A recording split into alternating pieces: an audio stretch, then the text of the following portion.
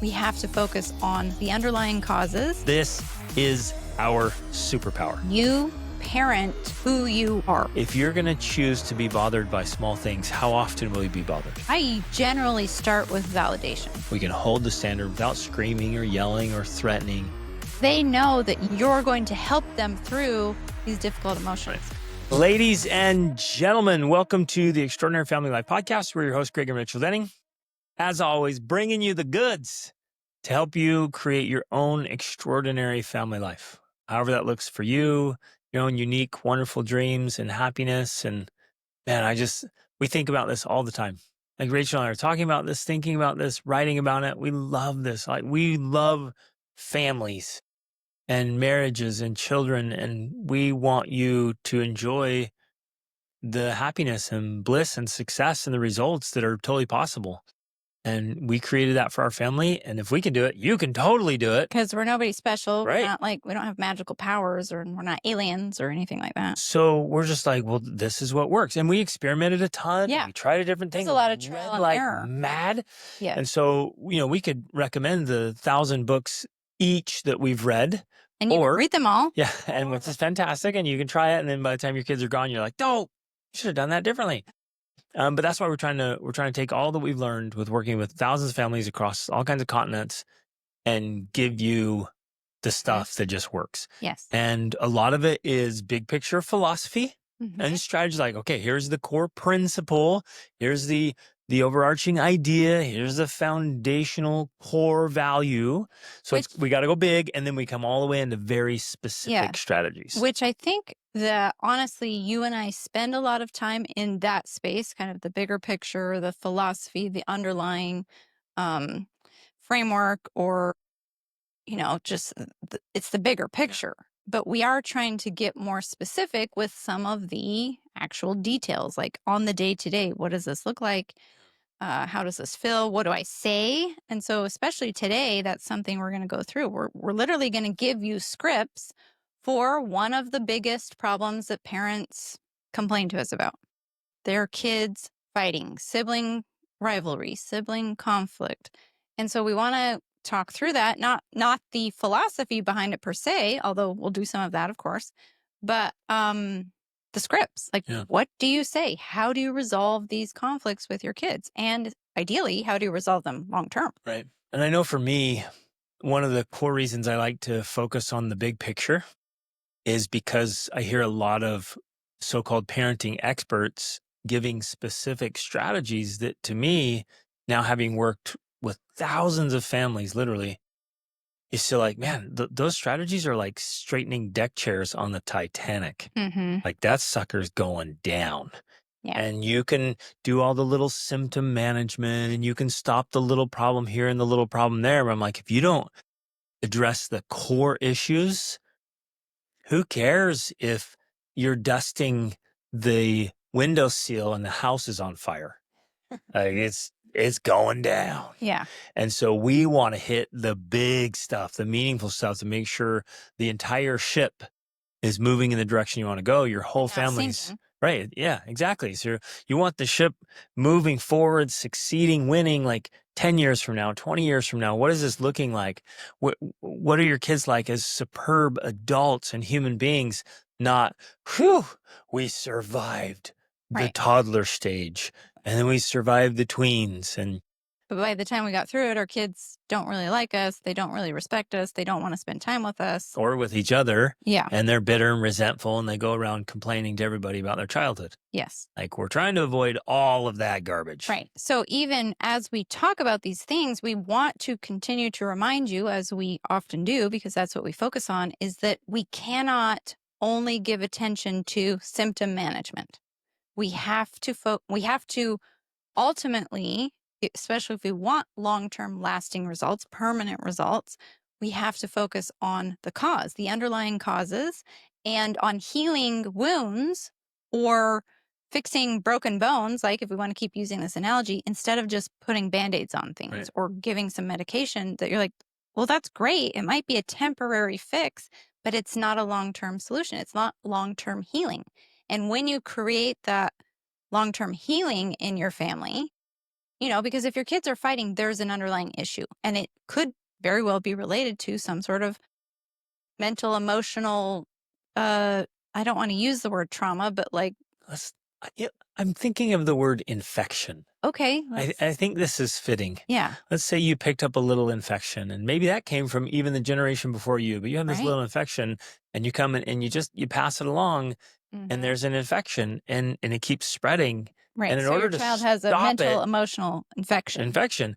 and we need like an antibiotic that Mhm. gets it for good, because if we just keep putting, lotions on and band-aids Giving him and some Tylenol. hey, come here. Yeah, exactly. So we're doing symptom management. Like, let me give you some Tylenol because it looks like, you got a fever and things are bothered, but we never fix the infection. Then it just keeps spreading for generations. Yeah, It keeps going. So yes, we're going to give you some ways to handle specific situations, but the goal always is let's get rid of the infection. exactly. Let's really heal the issues, because then that's when you get to a place where we are now, where most of the time we're not dealing with the symptoms because we're all healthy, we're all mentally, emotionally strong. So there's very little conflict, there's very little, if no fighting. It's a good place to be, because as a family, we feel happy every single day. We feel connected every single day. There's not the irritations, frustrations, annoyances of many in family life. And so it's fun. It's, it's exciting. It's wonderful. It's like you love being with your family because it's a good place to be where you actually feel good Yeah. with each other. Everybody loves our life. Yeah. And Exactly. our teens, we have 3 teens at home right now. They love each other and they Yeah. miss each other. And a couple of them are off having an adventure together, which they love. And the other one's like, oh, I miss them. I Yeah. want to be together. So Can't wait till they're we back. don't have that teen rivalry and fighting and the snarky attitudes and the competition and the biting mean words and attacks and all the enmity and venom that comes in so many cases. Mhm. It's non-existent. And I know some Yeah. of you listening is like, come on, that's a pipe dream. Like, it doesn't exist. It totally exists. Right. 100% totally exists. And you're welcome to come stay with us and see it, as many families have, because we want to show you it's real. And so you can see it up close, like, oh, this is what's possible. It's amazing. Yeah. And today we're going to talk about how to make that happen. And of course, because I always have to do this, that doesn't mean we have a perfect family and we have perfect children. And it doesn't mean that life still doesn't happen. Life is life. Like, you're still going to get frustrated about things, and you're still going to get annoyed by things, and you're still going to be irritated Still by stuff. stub my toes Right. often. It's just so Like, annoying. I'm that's like, haven't just I moved beyond this? I'm 47. like, that's life. But the point is, when you learn how to deal, manage, control, process your emotions, then you can have the irritations and frustrations of life, but then move through them, not be stuck in them, especially not for hours, days, or weeks, right? And that right there, I guess, is the key difference. It's not that our family doesn't experience the normal things of life, because even our 8 and 11-year-old, they'll have their little squabbles over a little thing, but it's short-lived. It doesn't escalate. Well, It doesn't that's what I lead wanted to to emphasize. yelling, screaming, Insulting, violence, yep, insulting. biting. It's cute, it's minimized, and it's short-lived, Yeah. because we are teaching and modeling the tools to move through negative emotion so we can return to positive emotion. Yeah. And it's not fake and it's not phony. It's actual tools that help you get to that way of being the majority of the time. Yeah, I love it. Yeah. So, Rachel, I've been sharing a lot of parenting strategies and family strategies on social, and we're getting a phenomenal response. It's really great. But I keep seeing these recurring comments, and it's like this immediate reaction from people. It's like, well, we can't be perfect. Like, there's no way you can't be perfect. And they keep using this word. Mhm. We expect us to be perfect. And I'm Yeah. like, it's so interesting. It's such an interesting psychological phenomenon, is when you hold up a standard, it's like, hey, we need to be great, truly great. People's immediate reaction is, I can't be perfect. Mhm. And I'm just been responding like, nobody said perfect. Right. I would never use the word perfect. I would never offer something and say, you need to be the perfect parent. Right. This is the only way that's going to work is if you're perfect, dad, or you're a Exactly. perfect mom, you handle that perfectly. But that's it's like like a defense Yeah. mechanism. It's like, I can't be perfect. It's like nobody's talking about perfection. We're talking about being present. We're talking about doing it great, like really striving to be phenomenal. Nobody said anything about perfect. So Yeah. dismiss this idea of perfection. Mhm. If you keep setting that on the table, I can't be perfect. I can't be, just grab it, throw it in the garbage can where it belongs, and don't ever bring it up again. And when your mind tries to bring it up, I just be perfect. Throw it back in the trash. The sucker grows arms and legs and crawls out. Like, put it back in the trash. We're not talking about perfect. We are talking about being great. Or being better. Even if that's 1% better than you were yesterday, Fantastic. Celebrate be that win 1% better. and then keep going for those small adjustments. Exactly. By the end of the year, 1 year, you can have progressed so much Mhm. that your family could be like unrecognizable Yeah. from what it was. Mhm. This is so powerful and so important. So it's not perfection. It's just improvement. Yes. But this is leading into where I wanted to start. Although we started, I want to emphasize this before we get into the actual scripts and scenarios. And that is ultimately, I think, one of the most important things that parents need to understand is that you parent who you are.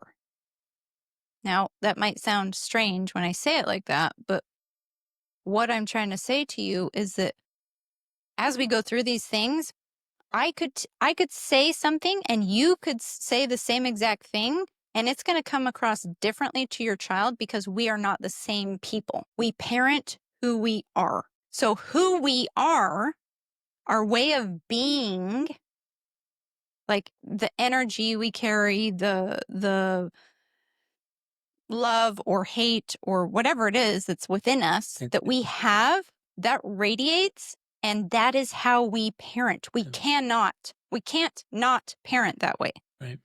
So ultimately, especially as we're talking about healing and fixing the underlying problems, and this is one of the ironies, although maybe it's just the way life is meant to be, that for many of us, in order to parent well, we have to heal ourselves because we can't keep operating as sometimes broken, sometimes lots of open wounds, Infected. sometimes infected. Yep.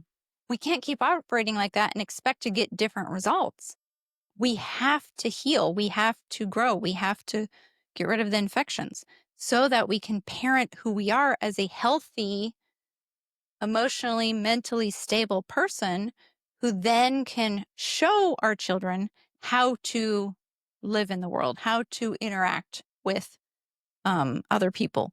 Because this is the uncomfortable truth that many of you, and maybe all of you who deal with children who are fighting, it's very likely due to the cause that they've seen you or your spouse behave in those ways, either with each other or with them, and they're simply imitating that and exaggerating it because that's what children do. Well, even outside the home as well. Let's say as a dad, maybe you're a very angry driver.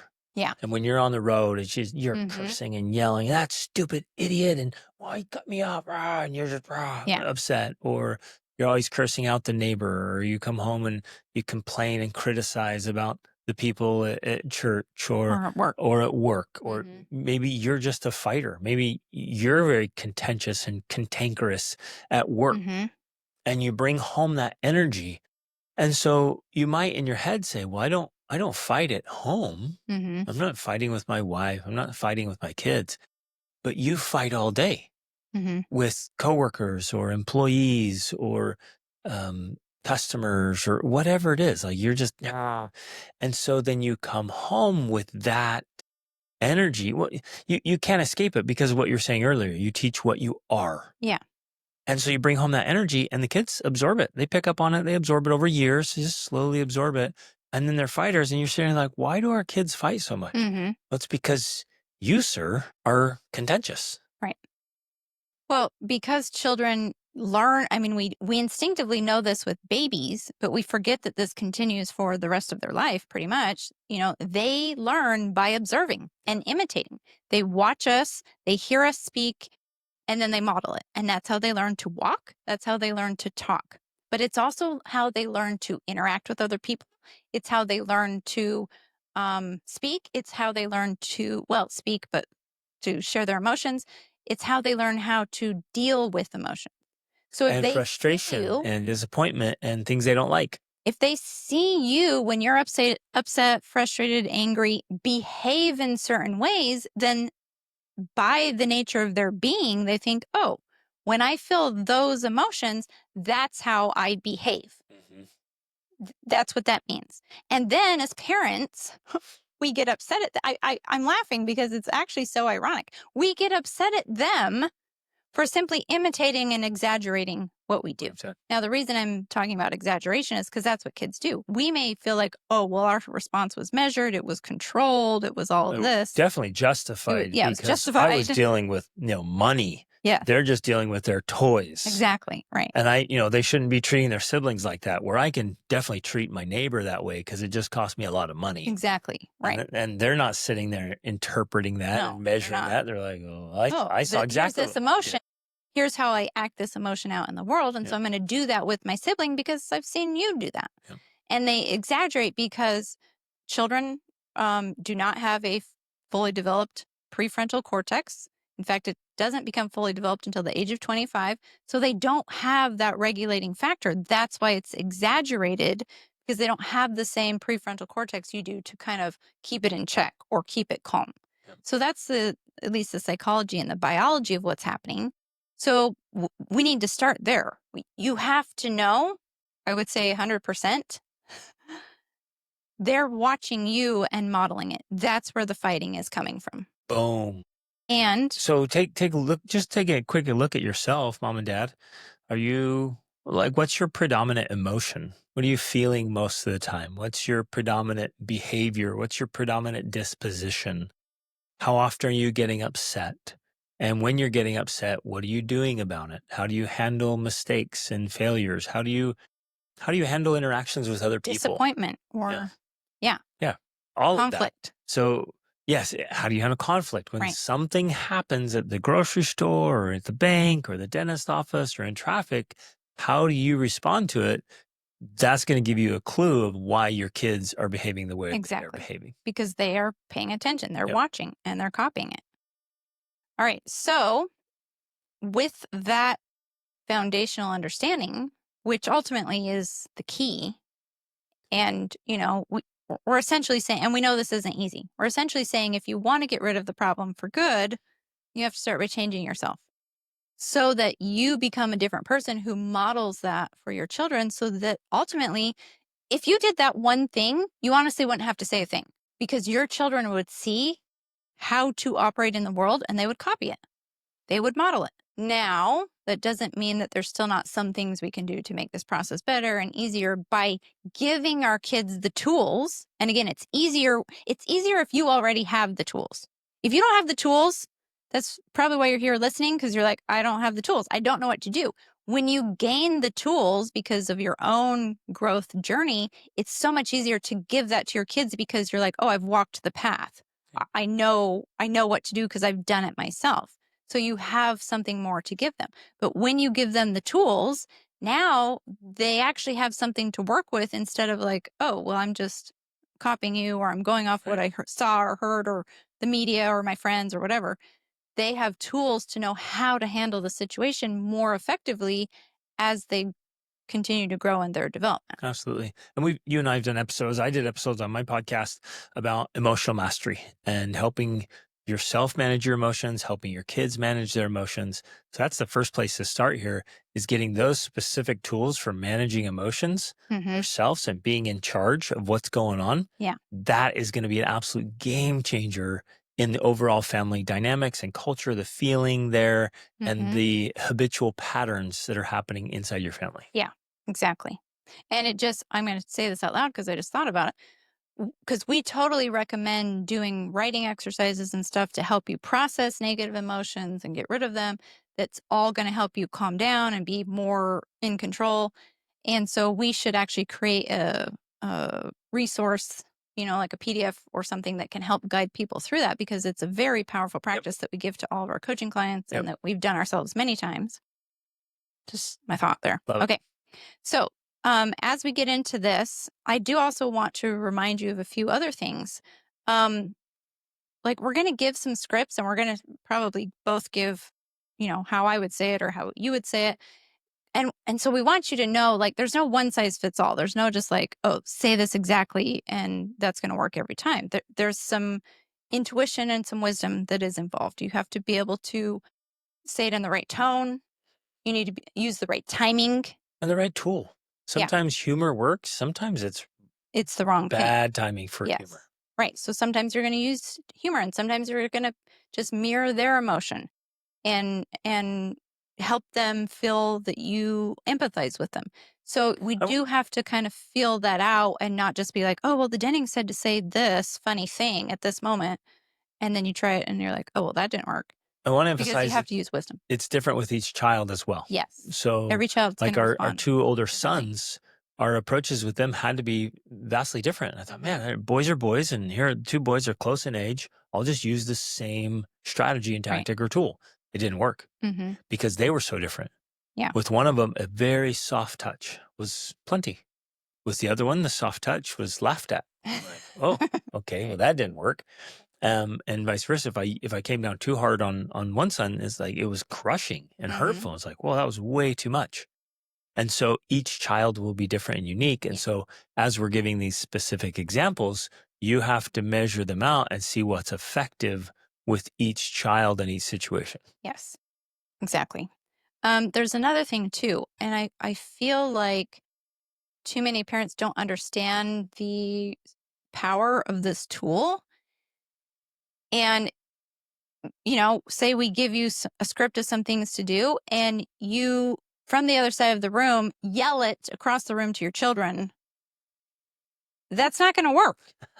Like, one of the key things you and I do, because this is what works, is when our child is getting frustrated, upset, uh, whatever, experience any sort of negative emotion, we go to them. We don't yell from across the room. We don't tell them what to do from across the room. We move over to them, and we almost always touch them. Yep. Because simply that right there is going to help them regulate their nervous system. It's going to help them calm down if you're calm when you do it. If you come over in anger or frustration, And grab them by the neck. that's not going to help Jennings them. told me to touch, so I got you by the throat. I'm Right. grabbing your hair. That's not going to help regulate their emotions. So we're talking like hand on hand, hand on arm, Hand on arm shoulder. on the shoulders. Like, hey, come here, hold on, take a breath. What's going on? Talk to me. Yes. And they're gonna be all bristled and angry. It's like, hey, well, just okay. We're gonna work this out. We'll figure it out. Sometimes, as appropriate, you may tickle them, you may wrestle with them. I mean, it depends. Again, you have to fill it out, and every child is different. For some, that works. For some, it doesn't. And also, because parents will say, "Well, I tried that and they didn't like it." Well, if your kids aren't used to you touching them and you only touch them when they're upset, yeah, they're not going to like that. They're actually gonna be. It'll be bothersome. Yeah, because they're like, "Why are you touching me?" Yeah. Because you never touch me. So you also have to take proactive action to touch them more, to cuddle with them more, to give them more affection, Right. so that in a moment like that, their nervous system feels that, oh, this is a comforting thing, not a scary thing, right? Right. So I mean, just simple. Like, do you give your kids hugs? We Right. hug our kids every morning, every evening. At least. At least. And so they're used to hugs, and hugs is like, it's this reassurance. There's actually tons of cool science behind it. But people need hugs, and the hug's a good thing. And so if we walk over, if something's off, they're feeling off, they're frustrated, they're upset, they're discouraged, they're angry, they can't figure out the math problem or something's not working. And you go, come here, bud, just give them a big hug. It's like, oh, Yes. they know, like, okay, I can, let me take a chillax here and we'll figure this out. Well, and that brings up another key point, because one of the reasons that conflict occurs in a family is because it's almost, again, it's like an infection, or it's like a chain effect. So if your child gets frustrated or irritated about something, and it could be something totally unrelated to their sibling, they their math, their studies, their breakfast spilled on the floor. You know what I'm saying? Like whatever causes an irritation. If that irritation is not resolved, if the frustration is not resolved and their positive emotion is restored, then they care. And we know this is true about us too as adults. We carry that with us. And then that irritation and frustration then spreads like the infection because it's part of who we are now. Like Right. we're just we're spreading that energy, right? So Yeah, you're walking around irritated. So something happened in the yeah, morning. and it You're just walking around irritated. Yeah. So now all normal interactions, like somebody bumps into you, you would have been like, oh, hey, no big deal. And you're like, right. watch out, idiot. And it's like, whoa, what is going on? It's because you're carrying that Yeah. irritation. And so that's happening with your children. So you and I are also intentional about paying attention to the small irritations and frustrations and being proactive to go over there, like you just said, and like, oh, give a hug. And I'll often do that. If I see them starting to get irritated about something, intentionally go over, I give a hug, I tell them I love them. And I will often pray, thank you for working on your studies. Good job. You're doing great with this. That right there is enough to calm them down, to restore their nervous system so that their future interactions with their sibling are going to be positive instead of negative. And It's like reducing friction. we're Is what you're doing. pulling the brain out of fight or flight. Exactly. Right. So they either want to run away, slam doors, throw Mhm. things, or they want to get in a fight. Like I'm going to hit somebody or something. I'm going and like, hey, well, we're bringing that, just relax the brain, Exactly. bring it out of that state. So it's like, it doesn't have to fight. It doesn't have to run away. It can start sinking and processing. But again, that strategy only works if you're in the habit of already doing that. Right. If Otherwise it's like, they're like, I guess this it is could work weird. because Why are you? it's a pattern interrupter. Yeah. Like, you never hug me. What's going on? Yes. And it's a pattern interrupter first. I have to do something that came to mind. I have to say this, and I have to say with as much emphasis as absolutely possible. This is our superpower. Mhm. So everybody listen up. This is our superpower. We notice things when they're small Mhm. and we go address them immediately. Do not let things get out of control. Don't let them escalate. Don't let them grow. That's the problem with most parents. Is either they don't notice because they're just like doing their Clueless, thing, which whatever. I They're used to be that. busy. They're just not even I there. used to not notice that I used to not notice my children's emotions until they were literally like fighting or screaming or having a tantrum. Yeah. And then I'm like, oh, they're upset. Now I notice And you think like, oh, I just noticed. It must have just happened. Right. Exactly. But when you start to pay attention, you realize that it builds and it builds and it builds for hours or longer, right? And so you notice that, oh, yeah, it's actually beginning to happen. That's when I now address it. And that's why it prevents the problems. Yep. Because it never grows to a big deal. So And not because it's fake or I'm just sweeping it under the rug. That's not what's happening. We're literally restoring positive feelings. and we're resolving the issue Exactly. when it's small. So parents, let that sink in. Like, this is so critical. Easy is it to solve a little problem, a little irritation, to go over and resolve that, and it goes away. It's so easy because it's tiny. It's like this teeny little monster. And you just go over and you just squish it like a little bug. But if you're not paying attention, you let it go and you're just like, not a big deal. I don't have time for this. Then it grows into a huge monster, and then it's just destroying the whole house. And you're spending hours forced to give time to it now. dealing with tantrums and battles and Mhm. broken emotions and hurt feelings and broken things in the house. Like, it just went crazy. And you could have just squashed it when it was teeny tiny. Exactly. So that is our superpower. We do not mess around.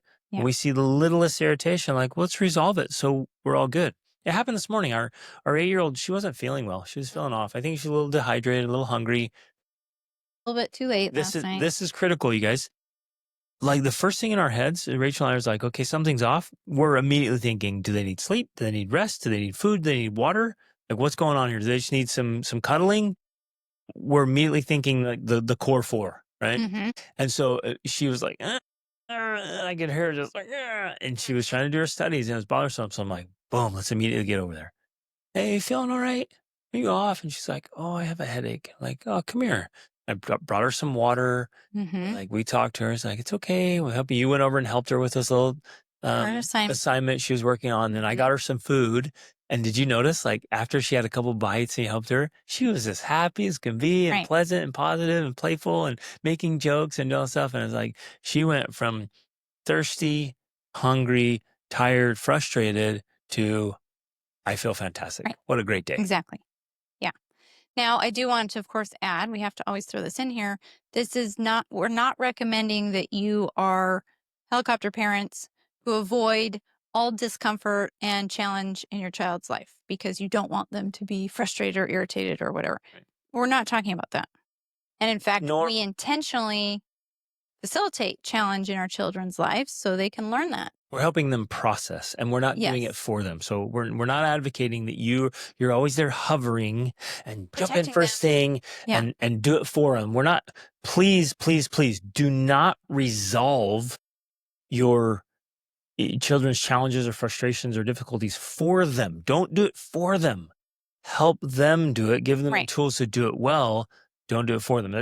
That's really Hmm. important. And it's subtle. There's a little distinction there, but it's a fine line of you stepping in to help them do it and you stepping in and doing it. Yes. Big Plus, difference. there's also a very nuanced distinction on how you help your children to take on challenge and to become resilient. And actually, resilience is created from a strong, stable, mental emotional base. So if you try to push your kids or make them do hard things when they're not feeling one, when they're not opting into it, like they have to opt into that. But they're going to be more likely to opt into those things because you might be thinking, oh, my kids would never choose to do that. Well, they will actually. If you take these approaches that we're describing and they feel mentally, emotionally, physically safe with you as their parent, then when you encourage them to step into challenge, they choose to do it on their own. Yeah. And we know this works because it's happened from the smallest things of going on a hike with our little girls to some of our older teens summiting Mount Kilimanjaro instantly, Our happily, our older kids would follow me anywhere. literally. Anything. So, I just want to get that out of the way so we're not misunderstood about what we're trying to promote here. Love it. Okay, So now some of you are listening, like, "Hey, when are we going to get to the let's get conflict? to What them do I right need now. to say?" But this is the core, because if we give you the things to say and you go over and say them, but you're not dealing with the hangriness and you're not dealing with sleep and thirst and irritations and frustrations and you're not pleasant, then you can say all the right things and it'll just fall on deaf It ears. And won't you're work. like, "You Dennings are full of crap. This stuff doesn't work." It's like, well, no. You're always angry. You're always irritated.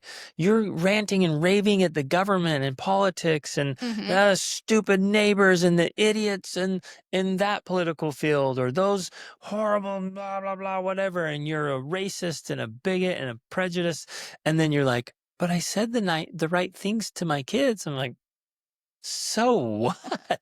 They're looking at you saying, "You're You're such a crazy. hypocrite. You're nuts. I hear you rant and rave and scream. You're pissed all day long because the Democrats did this and the Republicans did that and the Mexicans that and the Muslims that and on and on and on." The And then you Jews. come over, and the Jews and whoever else is on the media, and then you come over and it's like, "Please treat your sister nicely because that's what we do. We're nice." And they're like, "You're never nice. Like, you rant and rave and scream like a madwoman or a madman.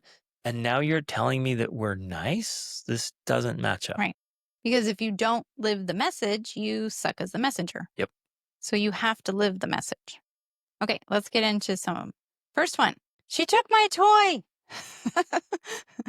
Or they're playing a game and they're fighting over the who's winning, who's losing the toy. It's escalating.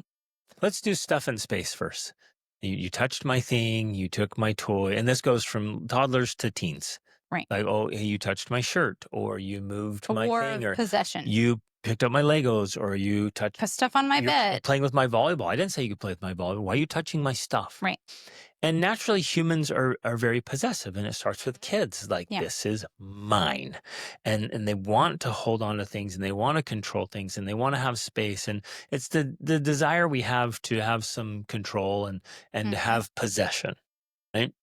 So our approach from the very beginning was unique, but it worked like a champ. I wanted our kids to know that stuff is just stuff. And I wanted them to keep it in proper perspective. That if we lose it all, it's still just stuff. In fact, when our kids were young, we did lose everything financially. Right. Like And we we lived lost it. minimalists, like minimalists. And we're like, okay, we came down to full on minimalism. And it was a really great learning, really great experience for all of Mhm. us. And it taught us like, okay, so you have all the material things, the stuff and things, whatever. It's just stuff. Like the things that really matter is the relationship, the love, the health, good mental, emotional health, spiritual health, our family. Those are all the things that matter the most. Stuff is just stuff. It can be replaced. The house can burn down. Kids can ruin. How many laptops did our kids destroy with a cup of Too many. water, pushed them off the countertop? We had a toddler crawling up on the countertop with our brand new MacBook Pro. Whoosh, we're on the ground, Yeah, gone. I'm not gonna pretend I wasn't upset about that. Oh man, we're like, oh, there goes a couple grand. And that was a time when money was tight. And we're like, there it goes. So you lose But the stuff, but you're like, wait a minute, it's just stuff. yes, but you're also philosophizing, Well, because here's why. Because depending on the age of the child, they're not gonna really understand that concept, because for some, when they're beginning to become aware that there's actually possession, that, "Oh, some things are mine and some things are yours," like, they learn that, and they often learn it from mom and dad, "This is my laptop, you're not allowed to touch it." Mhm. That's also an important developmental step, right? Yes. And so we don't want to entirely dismiss that. So again, it kind of depends on where they are developmentally Right. And so in their for own for journey. little ones, they're not going to understand, you know, like abstract Right. ideas about Exactly. all this Like you're stuff. talking about. I'm talking about a little bit older, and as they're growing, and we just kept teaching them until they get it. But the reason I went on that little Tangent. tangent is to explain the very specific strategy I'm going to use when, hey, they're touching my things or they're in my space. Is like I wanted them to know that stuff and things and space isn't near as important as people. Your siblings, mom and dad, our family, other human beings are way more important than stuff. And so I kept iterating again and again and again. Never let stuff become a a point of conflict in a relationship. Right. So, okay, but say that it's happening right now. And again, this is why it is challenging in this space here, is because the response you give is going to depend on, like I already said, the age and maturity of your child. That's why when in our extraordinary parent mentoring method, we're separating into cohorts so that we can talk to parents of, like, okay, this age of children, like the next cohort we're doing is 5 to 14, because the way you talk to them is going to be different than your teenagers and different than your younger children. But let's have a scenario. Let's say it's like a 5 and 8-year-old was one of the things we received. What would you specifically say in that situation? And then I'll say what I would say in that Beautiful. situation. So what I did all the time is I'd go over to again, I'm not going over angry. I'm not going over upset. I'm not yelling at them. From I'm not across even the going room, to punish you're them. not yelling them from across the room saying, "Give it back." Knock it off. Stop. Hey, you. And I'm not, jumping in to be the rescuer. I'm not, blaming one and excusing the other. Hmm. I'm going to go over gently, calmly, love. I'm going to touch like, hey, come here for a second. And they're real fired up, right? They're emotional. Like, no, but he touched, he broke the thing I was just building. And I'm like, oh, that's tough. So I'm not dismissing Yeah, their feelings either. I'm like, yeah, that's really you're frustrating. validating feelings. It's like, yeah, he did. That's what little boys do. And they break those things. Okay, come here. And so we talk through it, and I want to put it in perspective. Very often, this is what I did, and man, it would work. So again, use it tactfully. I'd be like, guys, if this is causing fighting, if this toy right here, say it's a stuffed animal, but I want it, and you just no, it's my turn. I'm like, this is not near as important as the two of you, and I love you both. So what I'm going to do is I'm going to take this stuffed animal, and I'm just going to get rid of it. It's gone. 'Cause and again, I'm It was soft, I'm playful gentle, it's also, playful.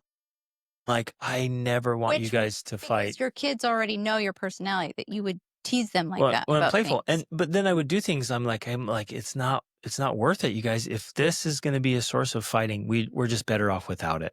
And so I would open the window and just toss, like, it's gone. And they're like, oh, and all I did was throw it on the lawn, right? But it's a pattern interrupt, and it was a reminder, like, hey, it's never worth it, guys. Come on, I'm And serious. then it would probably be And, something of like, well, I'll go get it if you can play with it without fighting oh, about they it. can go get it. Like, oh, I'm Okay. gonna get it. Well, hold on, only if you make agreement, like you're not gonna fight anymore, and we're gonna look what could be different. How can you guys work this out? They're like, well, she can take it first, and I'll take it next, and I'll play with the bunny, and she can play with the cat. And then I would say something like, would you like me to set a timer for that? Yeah, Especially if excellent. they came up with a time. Yeah, So, yeah. So, in that scenario, when you're validating, you're doing a pattern interrupt in a playful, kind of crazy way, where putting they're things like, in perspective. and then you're putting it in perspective. Yeah. Like, your relationship is more important than this toy. And think about that, listeners. Like it's so powerful. If I teach the principle in a playful, fun, calm way, it's gonna land. Versus I go over there, you knock this crap off. I hate it when you guys are fighting. This is ridiculous. I'm throwing all your crap away. I'm gonna get rid of everything because I'm so sick of you fighting. Yes. That's what dads are doing all the time. Yeah. Like And some people might say, well, it's the same thing. You're taking the toy. Well, no, it's not the same. totally The different. way you present it, the way you handle it, the tone is all very different and it has a different impact. Yep. Yeah. So, just a couple things that are similar, but I would do. So, I generally start with validation. So, if one of them is so upset that they're yelling out, they took my toy or she did this, then I start by validating. I'm going to be like, wow, that's frustrating. Oh, that's so rude. I'm validating what they're feeling so they know right away. Not that, and my kids know this already because I've done it enough. Not that I'm picking sides, but I'm validating the emotion they're feeling in that moment. Right. And importantly, you're not looking at the quote guilty kid Right. I'm with the not. eye and like, ooh, it's so rude. Yeah. I'm not Why are doing you that. like It's more like just a statement of reality. Like, that's rude. it's not nice. It's not nice. Yeah. Right. Which they already know. But then I also will, again, I'm going over to them, I'm touching one or both of them. And then I'll say something like, did you take it or did you ask for it? And they'll be like, well, I just took And it. they're usually because they're in the heat of the moment, they're going to be like, "Well, but this and I did this," and they're trying to justify their position. Is like they're fired up and they have reasons. Yeah, they have their reasons. But I'll stick to the main core. I don't get off in the tangent. Right. I'm not going to talk about all the details. I'm simply going to stick to the principle. Like, if you want something from someone, the polite thing to do is to ask. So give it back and then ask. And if she's nice, she'll let you use it. If not, you're going to have to deal with it because that's life. So I'm teaching the underlying principle of manners and interaction and how you have to have some diplomacy. Kids are so funny too. They'll give it back and they're like, "Give me that thing." And then I'm like, well, that's not how you That ask. probably doesn't work. If I And were they you, try I it. would Like, try using fine, it. can I have it? Gosh. And it's just fun. You're walking them through it. And I will. And I'll walk through it. I'm like, let me try that. If I came up to you and I said, can I have that now, please? Yeah. How would you respond to that? And so we kind of then start doing this role playing of like, let's see what this actually looks like in the real world. And do you think that's actually going to work? So I'm asking questions. I'm giving examples. We're role playing. And we're helping ultimately to understand how to interact with another human being Yep. around stuff, around possessing things. And so essentially what you're trying to do is teach them the skills Yep. while not discounting their feelings. Yep. Because their feelings are real. And hearing their reasons and then going back to the main points. Yeah. Not Say, getting I lost. get that. That makes sense. I understand. But still, if we're going to be nice people in a family, we have to interact with each other in certain ways. In fact, this actually just happened the other day. My 11-year-old, who is neat and tidy and clean, and she has a 8-year-old sister who's more the artsy, a little more Free spirit. messy, free-spirited, right? That's her little sister. And she left her clothes and her towel on her sister's bed. And she said, come get your clothes and towels off my bed. And I said to her, well, that wasn't a very nice way to talk. Can you please use a different voice? And she said, and this is the important thing. She said, I just hate it when she leaves her stuff all around. So she's voicing her feelings. And that's important. Which it If was we the just- reasoning behind her the voice. reasoning behind the Yeah. voice. And if we just discount that and say, well, you're wrong, you're bad, you did it wrong, you know? So I'm validating her feelings. Like, yeah, I understand. That makes sense. I like it too when people keep things neat and clean. And it's frustrating when they don't. All of this I'm saying as I walk closer to her. And then also playfully, I said, oh, because she said it specifically, I'm tired of her doing this. And I said, do you know what I'm tired of? You using that voice, right? But it was playful because they know my style and that's why it works. So that's why I'm trying to emphasize like it has to work with your personality too. If you say those types of things, but they're mean and vicious, it's not going to work. Right. I say it and they know I'm playful.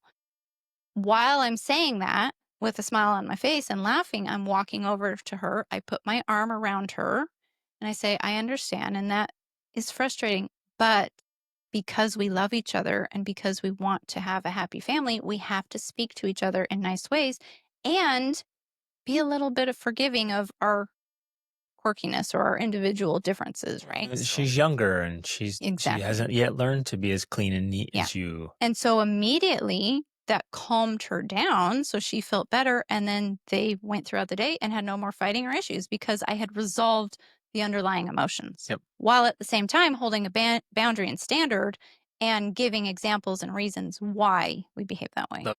One thing that two things we've always done that are absolute game changers. So if you're taking notes, you're paying attention, like write this stuff down. So I would say superpower number one is intervene when it's small. Number two is we're always tactfully asking the kids and reminding them who they want to be. So it wasn't like who Well, and the Rachel kind wanted of them to family be, we want to have. right? And or who I want them to be, or who somebody at church or ground, whatever. It's not. It's like no. Who do you want to be? What kind of person do you want to be? It's incredible. Not to Even little shame kids. them. Yeah, I'm never using it in a manipulative way or shaming way. Like you're better than that. That's not who you want to be. It was always said in a very calm, honest, question of like, well, who do you want to be? What kind of person do you want to be? Hmm. Just like that. Say, hey, bud, what kind of person do you want to be? What kind of brother do you want to be? What kind of sister do you want to be? What kind of woman do you want to be? And when you ask that way, even little kids know they want to be good. It's just like we have it in us. It's that upward reach that God put in all of us. They want to be good. And so, but you're constantly reminding them, who do you want to be? This isn't about me. It isn't about anybody else. Like, what kind of person do you want to be? And if they're calm, you don't do it right in the moment when they're all heated up fire, like, hey, who do you want to be? It's inappropriate. So you calm them down. They're sitting on your lap or something. Or You start with the validating. yeah, because we did all that other validating stuff. emotions calms them down. And so then, like, who do you want to be? How do you want to handle this as your best self? Like, Right. the And kind of person you want to be. And they know it. They're like, yeah. I want to be nice and I want to be generous. I do want to share. Well, It's and amazing. in that little interaction with my 11-year-old, that's essentially what it was. She loves our family culture. She loves the love that we have and she recognizes that it's there. And so when I remind her of like, hey, yeah, but we don't talk to each other this way because we want to have a loving family, she immediately resonates with that. She knows that that's true. And so that's why it calms her because she's like, yeah, you're right. That's what I want to. And so the family way of being and the parents' way of being Mm-hmm. now is very effective in a Right. conversation like that. Ex- The third thing I wanted to mention is we always ask them how it makes them feel. I always did this since they were little. So whatever behavior they're doing is like, after again, calm them down, like talk to them, Validating. validating. We're handling it all. Once they're in a chill state, it's like, hey, bud, how does that make you feel when you're fighting? How does it make you feel when you take something away? I know you wanted it. You knew it wasn't yours and you went and took it anyways. How does it make you feel? Again, it's not manipulation. It's not shame. I'm just asking an honest question. I want them to have self-awareness. And when they're sitting there like, Not I great. really wanted that thing, but yeah, it doesn't feel great. Or when you're fighting and really upset, how's it make you feel? You're like, I was angry. Like, do you like it? No, I don't like it. Because it has this bitterness that comes with it. Because And if you help them recognize that, then they're like, oh yeah, I felt the bitterness and I don't like right. it. I'm like, perfect, fantastic. Let's not do the things we don't like. Right. Because I think what you're talking through here that's so key to this entire situation is that we're trying to help our children develop self-awareness. Yep. Because the more self-aware they are, The more the better, self-directed they'll the be. more self-directed they'll be and the better behavior they'll have because They learn, oh, yeah, I feel differently during different times. Now, if there's never a space for them to feel those positive, happy feelings, it's difficult for them to know what that feels like and to ever then want to get into that state Yep. because they're always in a negative state. So that's one of the key, that's one of the problems. And one of our major roles as a parent is to help facilitate more positive states And point it out like, hey, and point guys, it out. wow, this evening of all us playing games here together and just being as a family, no fighting. How's that feel? Love it. And It's they're like, awesome. this feels so good. Like, yeah, let's do this more. So Hmm. we're acknowledging all the good feelings. We're letting them Hmm. experience the bad. And they're like, it really, all you're doing, you just make it black and white for them. You just Yeah, hold it out. It's like, this feels bitter and kind of nasty, and this feels wonderful. You just choose which one you want more of. And yeah, they're naturally going to choose, like, wow, more good feelings. exactly. So, in Because my, every child wants that. yep, Parents may not know it. That is what they want. every human being wants to And feel the that. only reason that you don't have it is because they don't know how to get it. Yep. Probably because you don't know how to get it. But once you learn how, then it's easy for all of you to get it as often as you want. Yep. And they may just assume that, like, oh, this is just life. Like, I'm upset all the time. And maybe they learn that from you. Yeah. Oof. Okay, I can hear some of you asking, like, okay, that's a cute little strategy, but what if the kid doesn't calm down? What if they're hot headed? You go over and you gently trying to intervene tactfully, and they're just ranting and raving. They won't calm down. They won't listen. They won't reason. And this is whether they're 5 or 15. So then what? What do we do if they're escalated and they won't respond to reason? That's when I'll say to them, like, hey, you need to calm down here. Take a breath, calm down. La la la. I'm like, hey, if you don't chillax, you and I are gonna have to separate from this situation, this space. Together, we'll go into the bedroom. Yes, which is critical. I am not sending them into solitary confinement. Right. That doesn't help. It doesn't So work. sending little kids off in a timeout or teens into timeout, Hmm. that's not good. So you're like, I'm banishing you. You're upset, and so you have to leave our family. You Right. have to go away.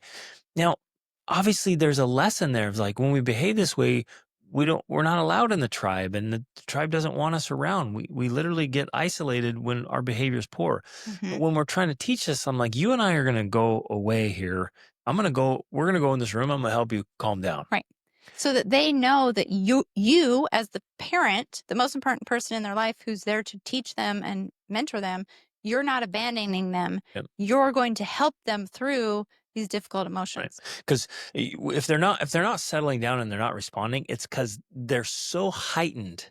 Like their brain is in such a reactive mode, and they likely don't know what to do about it. It's Exactly. like, I am crazy. I can't even calm down with you standing here. It's like, hey, we're gonna go over here, and you and I, we're gonna calm down. I'm gonna teach you how to do this. We're gonna go over there. I'm like, we're gonna breathe. Or We're gonna depending chillax, on, vent. I'm just thinking through scenarios, depending on the situation, I may just, again, I'm not sending the other child away in punishment. I'm just saying, hey, let me help your sibling here. Why don't you go work on something else or Yep. go do something Just take a else step while I away. help them figure out how to calm down? So Yep. I might send someone else off, especially if we're already in a bedroom or whatever. And we're gonna listen, because if they need to vent a little bit, say, okay, tell me about it. La la la la la la la la. Okay, keep going. And, la, la, la, Uh-huh. and What then else? What they're else? like, oh. And then they feel Yeah. better because they vomited out all this anger and Right. frustration, and we hear them, and we're just And we listening. I don't don't have to judge correct them, them. and we validate Yeah, their feelings. And that right there is so powerful, and I think if parents did that more often, it would solve so many right. problems, it prevent so many problems. Because often the reason a child explodes is because, just like the reason we explode, there's a lot of stacked emotion that hasn't been resolved, and finally there's this breaking point and they don't know what to do about it. But if we focus on punishing the behavior because we think that's the problem, then we don't fix the issue. Right. We're doing the symptom management. So we have to go resolve the issue. We have to heal the infection, heal the wound, and that is going to take an investment of time. That's one thing parents don't like. They're like, "Well, that's going to take too much time. I don't have time to go sit and listen to them." Then guess what? You're going to get the results you don't want. Ooh. You have to be willing to invest in your child so you can get the results that you want. And listening to them vent about all of their problems and complaints is one of the best ways to do that without judging them, without telling them they're wrong, without telling them that they don't see clearly, whatever. you're going to have all of those thoughts and feelings. Just listen, just validate, understand, say, yep, that's part of being human. We all feel like that at some point, and they'll feel automatically better. Then you can hug them, you can hold them, And they'll calm and down then and they'll make better they choices. feel better, Be and they responsive. will be ready to move through the world Yep. without fighting. One of the most valuable things of listening is that they're going to start articulating patterns. Yes, Well, because it's always like, talking is sure. thinking. Yeah. People think by talking. Sorry. If you're listening, like, why are you talking to mom like that? What's going on? Why are you so reactive? She's always trying to control me, or she never trusts me. She's always picking on me. Ooh, okay, Mhm. there's something. I'm not just going to dismiss that. And I was like, so you feel like mom's like picking on you? Yeah, she always pick on me. Okay, tell me why. Mhm. And he And see, walks through it. saying something like, tell me why, is helping to validate because you're not immediately discounting it as like, no, you're wrong. There's something wrong with But you. nor am I saying, yeah, she totally does. Right. Golly. I'm just saying, tell me. And so I'm Tell trying me to why. understand. And right or wrong, if the child's reality is, well, so and so's always picking on me, or I'm always the one that's picked on, it's never fair. I'm like, well, okay, those are big words. Interesting. Let's walk through that.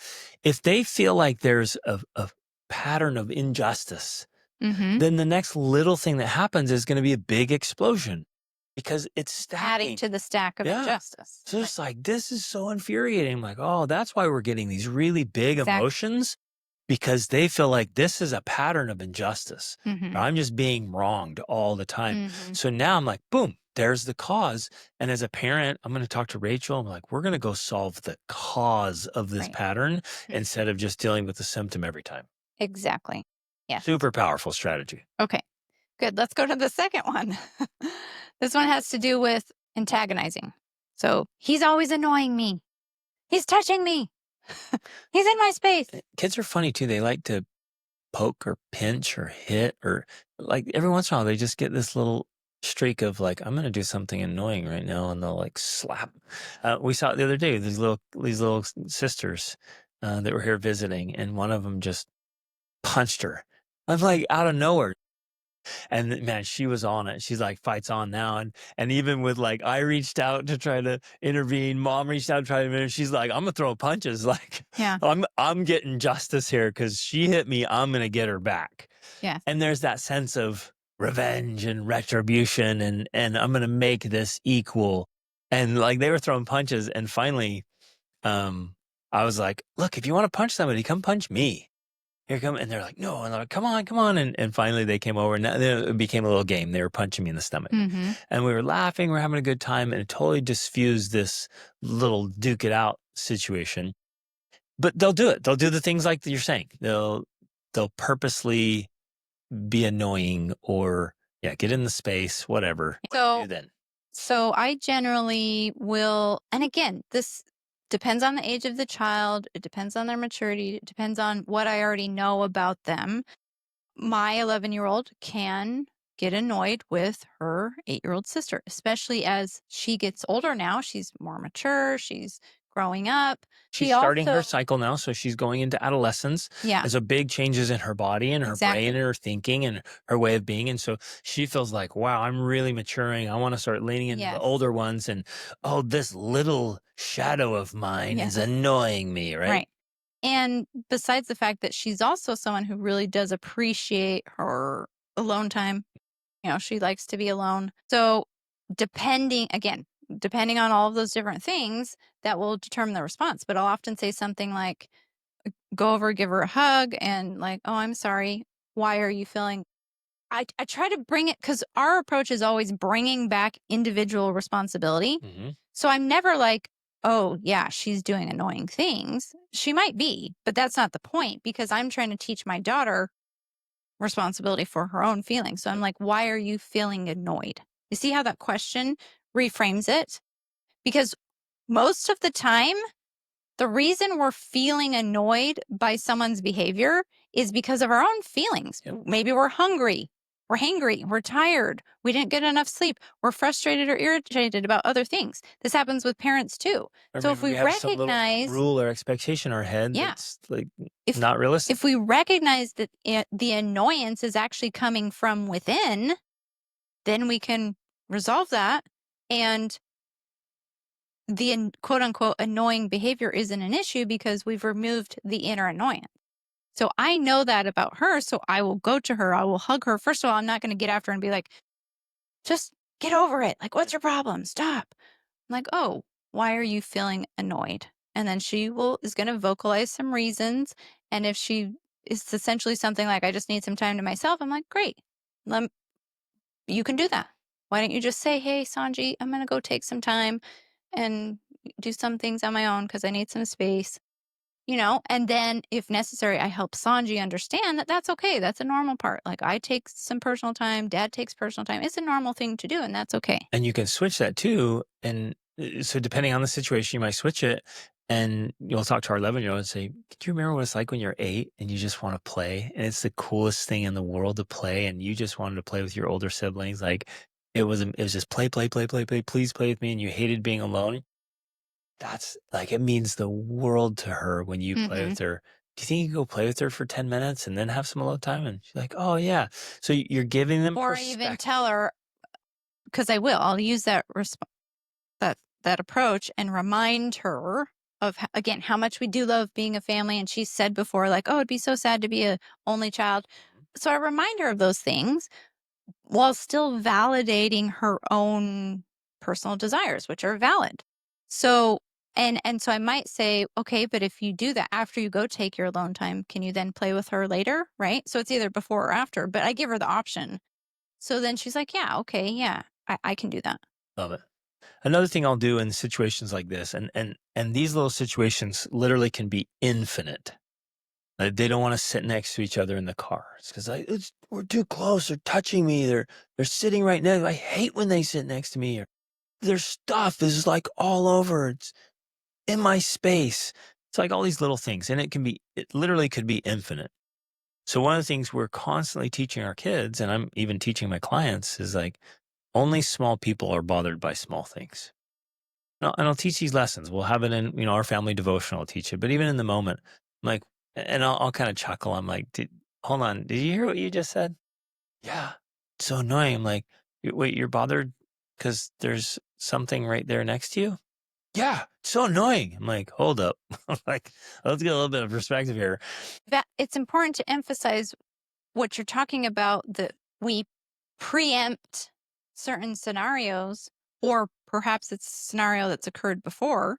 And so we have a special discussion about it as a family, not with pointing fingers, but like, hey, here's the thing. Small people get annoyed by small things. And it's, Then it becomes a thing that we've already said. yeah. And so then when you say it in the moment, they don't take it personally because they're like, oh, we Oh talked yeah. about We, that. we talk about that all the time. So, Yeah. and it's not like you just do this one-off random, we got to have a family meeting and we're going to talk, I'm not pointing it out, but it's like, oh, they see right through your little Right. act.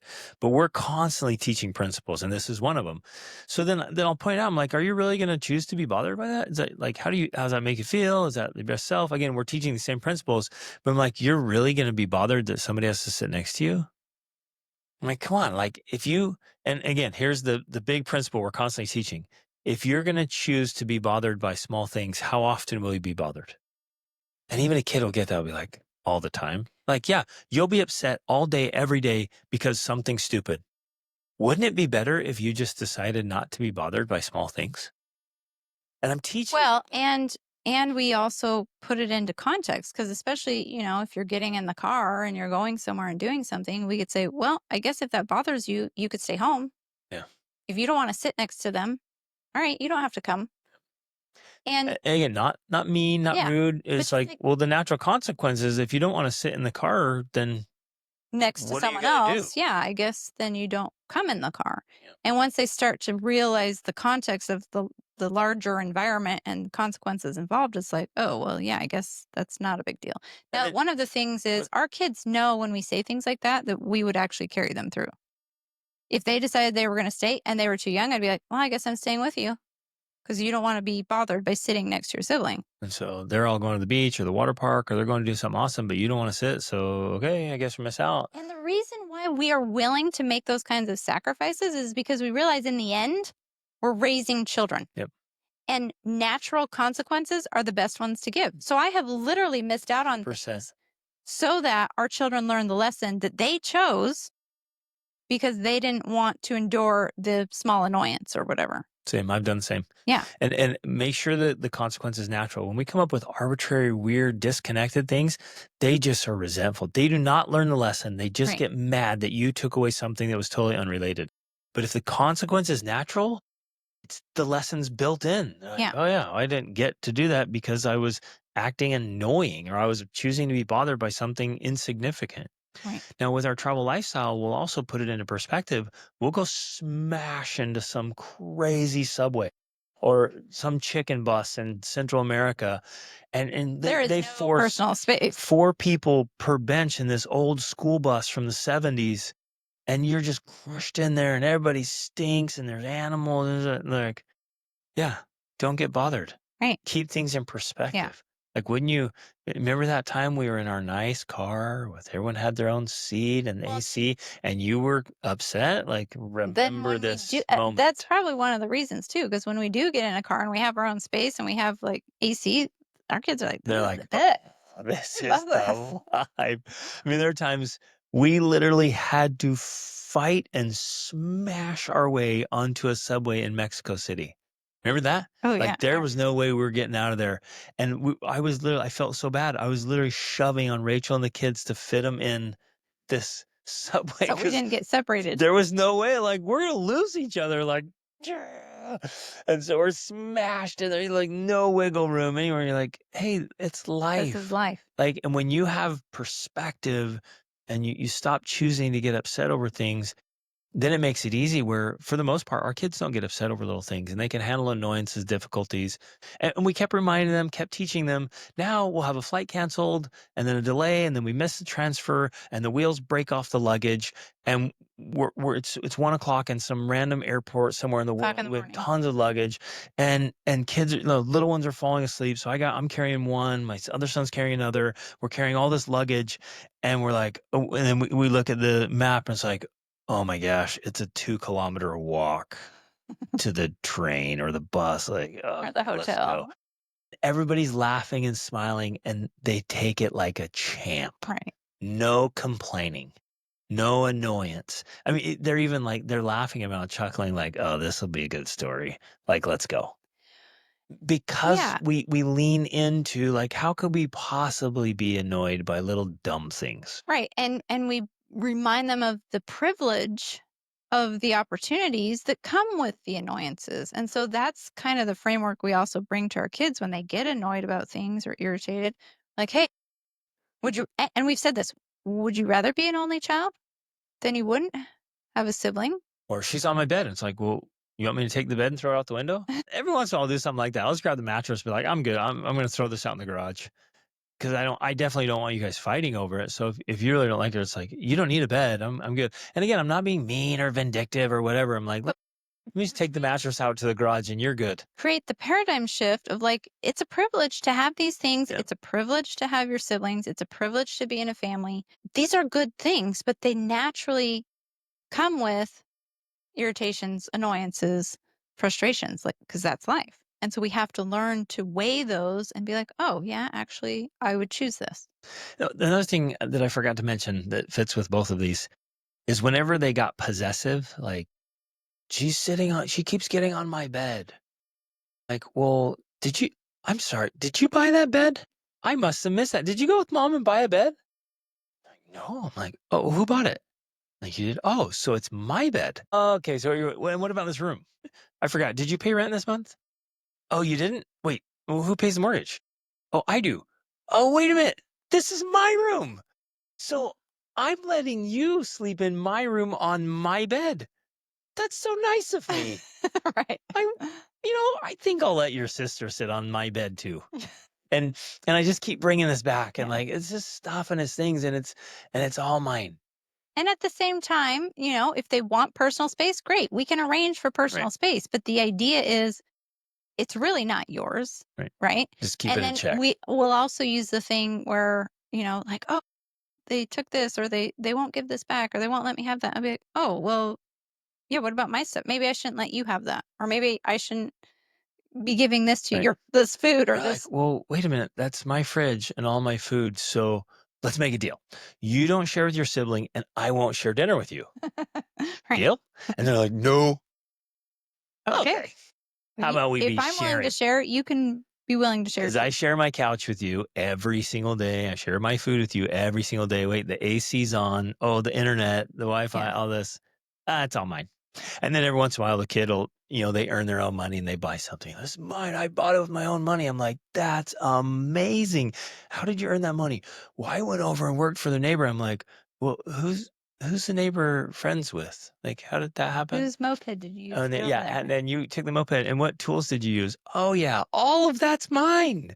So even that you earned some money, like you did it because I helped you out. And I'm not doing it to be manipulative or rude. I'm just bringing back perspective and context. Like, oh, they're like, oh yeah, okay.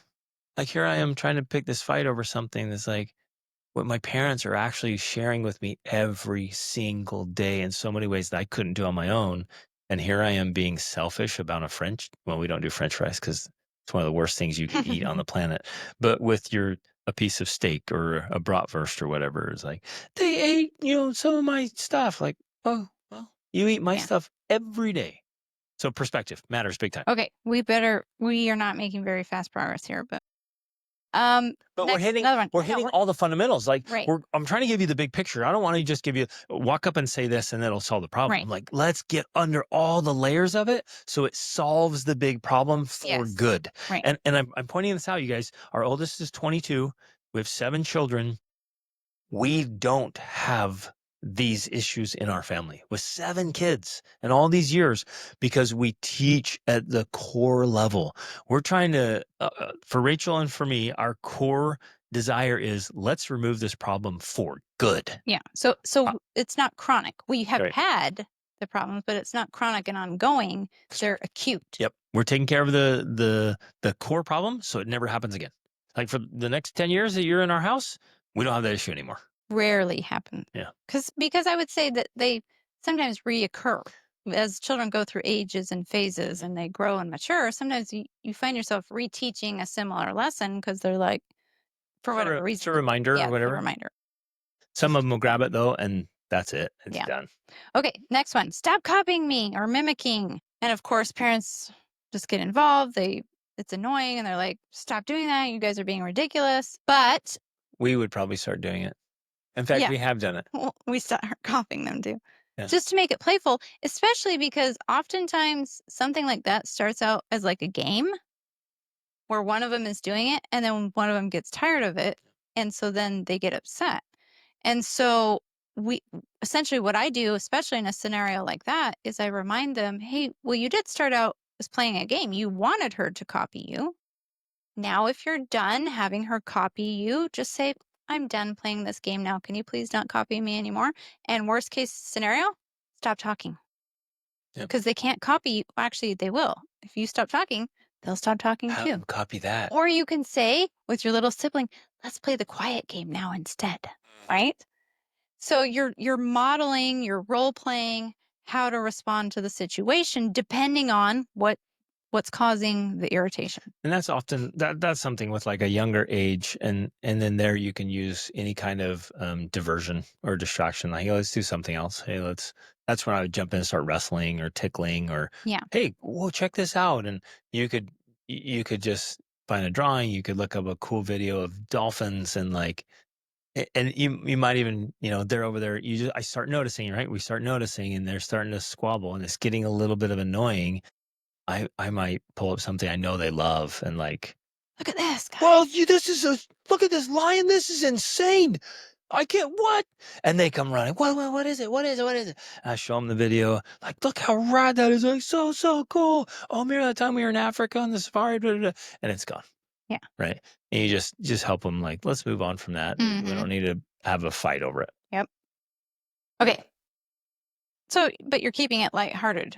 Yep. Name calling, insults, or swearing even. Now, often parents may respond reactively, like saying, don't say that. And I would actually say sometimes. You little brat, Yeah. stop calling names. Right. I actually. Wait, let's pause. If you're calling names to your kids, to your Right. spouse, to your neighbors, to your in-laws, to your siblings, no wonder your kids call names. Right. And you If you're can't swearing, say, don't call right? names Because you if do you're it. doing it. Especially you called them names. Yes. And you're insulting. If they hear you insulting, as soon as you notice your kids are doing it, check yourself and be like, well, no Mhm. wonder. It's totally my fault. And then Or here's what you do. This is so powerful. It's so important. You hear them calling each other names and insulting each other or swearing, and you walk over, instead of them getting in trouble, you walk over and you say, I am so, so sorry that I taught you how to do that. I apologize. I recognize that And I'm I've teaching. been doing that and I don't like it. I don't like hearing you say it. I'm going to change it. So from now on, when you hear me call names, I want you to call me out on it. Yep, That's one of the best ways to approach that scenario. yep. Or the same with the insulting, the same with the swearing. You take responsibility for it first and then ask them to hold you accountable to it. And that right there is going to encourage them to not use name calling or insulting or swearing. Because your kids will be like, well, Dad, I hear you call the neighbor an idiot all the time. And it's like, well, yeah, but I don't want you But they are an calling your idiot. child that. Yeah. Well, it's because he is an idiot. It's like, well, my little brother's an idiot. No. And so then you're in the weeds there trying to tell him it's not the same, whatever. It's like, no, you lost, man. Just don't do it. Um, But then, okay, so how do you actually handle the situation? You apologize, you said right, and in our this is true for our family. And we taught this early on little kids and reiterated it 10,000 times. We do not call names. We do not insult. We do not right. swear. And so I actually, and that's where kind of where I started with because we weren't doing that or we stopped doing that early on. When I do hear my children do something like that, first of all, I'm wondering where they got it from because they didn't get it from us. They got it from movies, they got it from other Some little people. snarky cartoon they Yeah. watched. And so I often respond in a sort of reactive way, but it's intentionally reactive where I'm kind of like, where did you hear that? So that they know, especially because I don't often do something like that, they know, oh, wow, I just said or did something that shocked mom. And that gets their attention. And then I'll say like something like, well, that's actually a swear word. I don't want you saying that anymore, please. So I don't shame them, but I have this shocked response so that they are aware, they pay attention, and then I teach them the principle. We don't talk like that to people because that's not nice or appropriate. Yeah. Or even ask, like, does that sound like a gentleman or does it sound like a lady? Well, Is and that depending on their age, classy? they may not know because generally, at least in my situation, it happens when they're younger and they don't know. They're just experimenting. Right. They heard something and they're going to try saying the word or Yeah. repeating it. So they don't necessarily know. Now, if they get older But and I'm still teaching, even at a young age, they may not comprehend like what I'm saying, but we're so talking you might about, say something like hey, princesses don't talk like that we're or ladies classy. don't talk like Yeah, that. no, we want to be gentlemen and Yeah, ladies. so We you want would to, be teaching the idea yep, and trying to cement that in their yep, brain that way. exactly. Yeah. And with the older ones for sure, like, hey guys, we're classy. Yeah. We're even if people mistreat us, even if they insult us, like we're gonna walk the higher way because that's who we want to be. We want to be dignified. We want to be classy. Now we can just stand up for ourselves. We can defend ourselves, but at never at any point do we want to lower ourselves to some pathetic behavior. Yes, and because we have taken that approach early on with our kids, we don't have a problem with them insulting, name calling, or swearing even as teenagers. None of So, it. yeah. It's non-existent because we taught it so effectively, and we teach it through stories. We teach it through examples. We're just asking questions like, who are your heroes? Who are the people you admire? We're reading great books together all the time. And hey, remember so and so? Did you ever notice was she swearing and speaking about filthy things? And none of it. It's like no. And every once in a while, when the kids were little, if like they were talking about, we called it toilet talks. Like, hey, bro, you want some toilet talk? Go talk to the toilet. Like, we're not doing that here. Like, Yeah. seriously, go. And they're like, oh, and they're like, no, I'm dead serious. Like, go talk to the toilet if you want to do toilet talk. And otherwise, be classy. Right. And this is something that we are pretty. This is one of the things that we're pretty firm on. Like, we hold a very high standard with this, especially the name calling and insulting. I mean, the swearing too. I am actually guilty of swearing more than anyone else in the family. But for the standard rule, the swearing, and then the name calling and the insulting, like, it's a hard, fast rule. So we don't allow any of the name calling. And so because Like none. none at all, because in general, our overall approach is so loving, warm, open. We have a lot of freedom within boundaries in our family. Our children make a lot of their own choices. But when it comes to something like that, we are firm. We are, if you ever describe us as being harsh, that's probably when we're going to be harsh, because we want them to know we are very serious about not insulting and calling names. Because when you fix that, that's one of those underlying behaviors that fixes a whole lot of problems. Yep. So if you can eliminate name calling and insulting from your family, of course, starting with yourself, you're going to improve overall behavior in general. Like, 100%. children are going to be nicer to each other just because they don't call names or insult each other. Yep. So to me, it's a big deal. It's a big domino. Yeah. That one starts moving things in the right direction. That's really good. Exactly. And so you guys will notice as we're talking through this, like we've got only a few very firm boundaries with high standards. Mm-hmm. And we hold those things. So, and I hope nobody's confused here that we're all in this gentle parenting and we like let the kid do whatever. It's like, no, we have firm standards, but we can be kind and firm simultaneously. We can hold the standard without screaming or yelling or threatening. And we're constantly modeling the way. Mm-hmm. Like, I want to be a refined gentleman, right? I want to be a warrior king. And so, and again, if you're new to this, you might be listening and be like, I bet those Denning kids are a bunch of flipping babies. They can't even handle any name calling or insulting or sarcasm. They're probably hypersensitive and little weaklings and wimps because their parents coddle them. And that couldn't be farther from the truth. Right. Our kids are tough and solid. Resilient. And very resilient. Confident. But they're not even gonna be the least bothered by some idiot insulting them. Like, what do I care? Like, I'm secure, I'm comfortable in my own skin, I love my life, I love myself. I'm gonna get out and rock things, build businesses, climb big mountains. Like, I'm taking on the world. Like, I'm not gonna sit around dealing with idiots. But I'm not gonna call them an idiot because that would be name calling. You Right? do actually use the word idiot a lot. Do I use it a lot? For You've specific used it people? multiple times just in this episode. That's right. Don't be an idiot.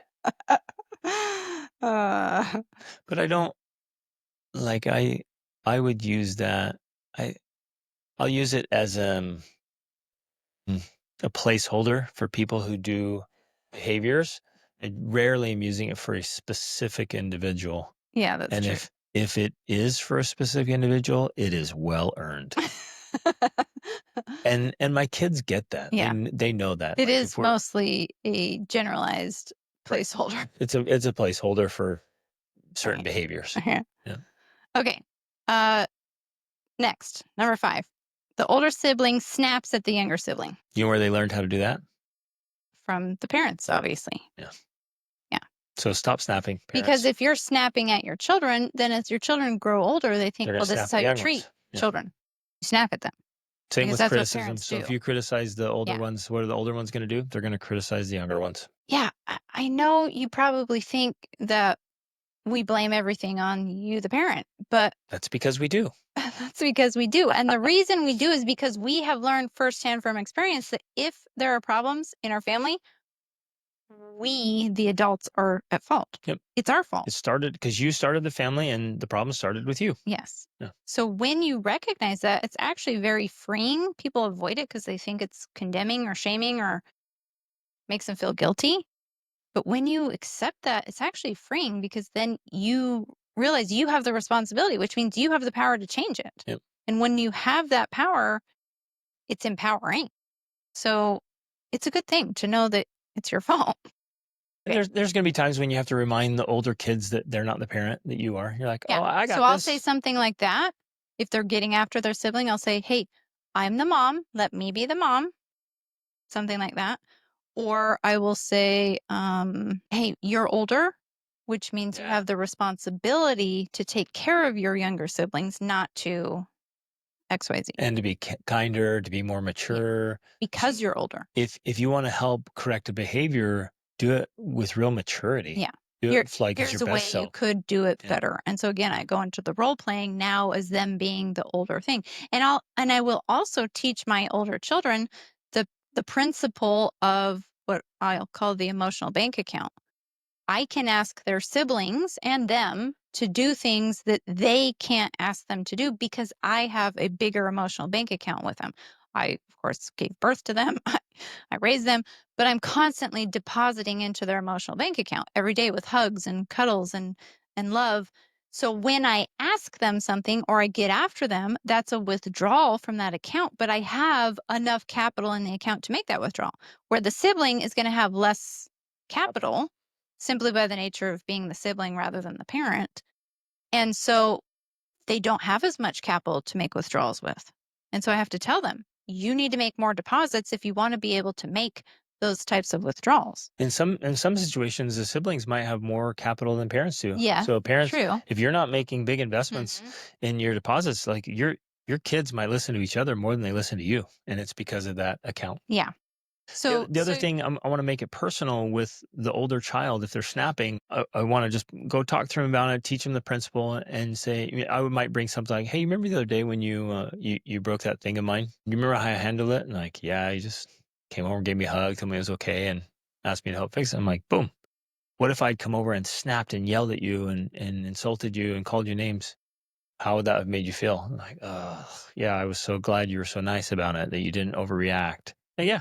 So let's do the same with your younger siblings. When they make mistakes, when they do things, let's hmm just treat them with kindness because you feel better and they feel better. yeah, exactly. Good. Okay.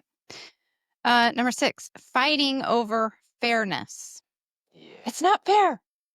I love this. So, our go to for this one that we've said from very early on is fair is where pigs win ribbons. And you're not a piggy. Life's not fair. Yep. So we either say life's not fair or we say fair is where pigs win ribbons because we want our children ultimately to know life is not fair. Yeah. It's not fair. So don't expect to get fairness. Yeah. And especially in a family dynamic where all the children are at different ages, different maturity levels. They're going to be treated differently based on that. And we want our kids to know this child gets to do this because they have earned that right or that ability by passing this class. We like to call it that. Like they passed this class, so they get to do that thing. Or they are older, so they don't need as much sleep. Or they are this, so we teach them why the unfairness exists. And when they understand that, they realize like, oh, okay, it's not actually unfair. It's just life. Yeah. Kids will constantly compare and compete. And they'll be like, hey, well, my sister got to do this. I'm like, hey, buddy, are you a 17-year-old girl? Or are you a 14-year-old boy? Because last time I checked, you're 14 and you're a boy. And so we're just pointing out the differences, always talking about like, yeah, it's not fair. It's just life. But You get that to do things that other people don't get to do, and other people get to do things you don't get to do, right. and you get this and others don't. I mean, and then we've traveled so much and they've seen so much suffering and And so much unfairness poverty and in so much life. unfairness in the world, and so they know it up front, up close and personal. Like we're constantly in different nations, countries, demographics. We're among some of the poorest and some of the wealthiest. And like, so our kids, they never bring this up anymore because like it's so blatantly obvious just through travel, life is not fair. And they feel actually a lot of gratitude that Yeah. we have such a wonderful life. I mean, one of the things they often say, because we do morning devotionals and there will be questions, and they're just like, oh, I'm so grateful I have such a blessed life. Like, Yeah. we have an amazing life. But I also don't want to be misunderstood because we do practice fairness in our life as far as say like food is concerned or different things like if we make some food, we all try to make an effort to make sure everybody gets some. Yeah. We don't just then say, oh, too bad, life's not fair, you missed out. If someone feels that missed out on the food, we feel bad. Or and then people will share with them, oh, I still have some left, here, have some of mine. Which We is really treat each other with awesome that because level of fairness. yeah, our kids are so good at that, and they're conscious of how much. Well, because we really started teaching it early on because let's say, you got a teenage boy and he goes over and he sees you cooked a whole pot of food for the whole family. And he wants to He eat half doesn't of it. he doesn't think there's 9 people that gotta eat this. He walks over, he's like, "Bro, Filling my plate. I'm honestly hungry." And he takes the whole thing. And he's like, just picking out, right? And it's not that he's bad or selfish. He just doesn't think. And so we go, "You're so selfish. What's wrong with you?" And he's like, it never even crosses his mind he's being Mhm. selfish. He's Yeah. just hungry. Mhm. So you teach those principles, and I do that before. And we have retreats and we have big events. And I always remind people, hey, remember everybody, there's a lot of food here, but there are 30 people. So look at Yes. what's available. And remember, like 30 people have to have this. So you can't take 7 rolls because there's only 30. Everyone gets one. Yeah. So you're just teaching these young Right. men usually Mhm. how to like, oh yeah, this has to be divided, 30 Yeah. ways or 7 ways or whatever. And that has happened a few times in our family where someone ate all the stuff, and then we bring it up enough, not to shame or guilt, but just like, "Oh, so and so missed out. Mom missed out, or the little one missed out because everyone ate it." And that's enough that, the next time around, people are, "Oh, let's make sure, save this plate for mom, or save this for the little girl, or save this for And dad." and the way we modeled this, me specifically, is I would go last. And very, very often in our life, there was nothing left for me. Mhm. And I didn't say a word. I didn't complain. I just went without or I grabbed something else. And all of the kids notice. Mhm. Like, wow, dad didn't get any. And then they wanna make Didn't see sure anything. that next time you get some, Yeah. because 'cause they're like, "Dad didn't get some last time. Even Save if I some for make the dad." whole meal, I make the whole meal and then everyone eats. And I'm like, Mhm. there wasn't any life.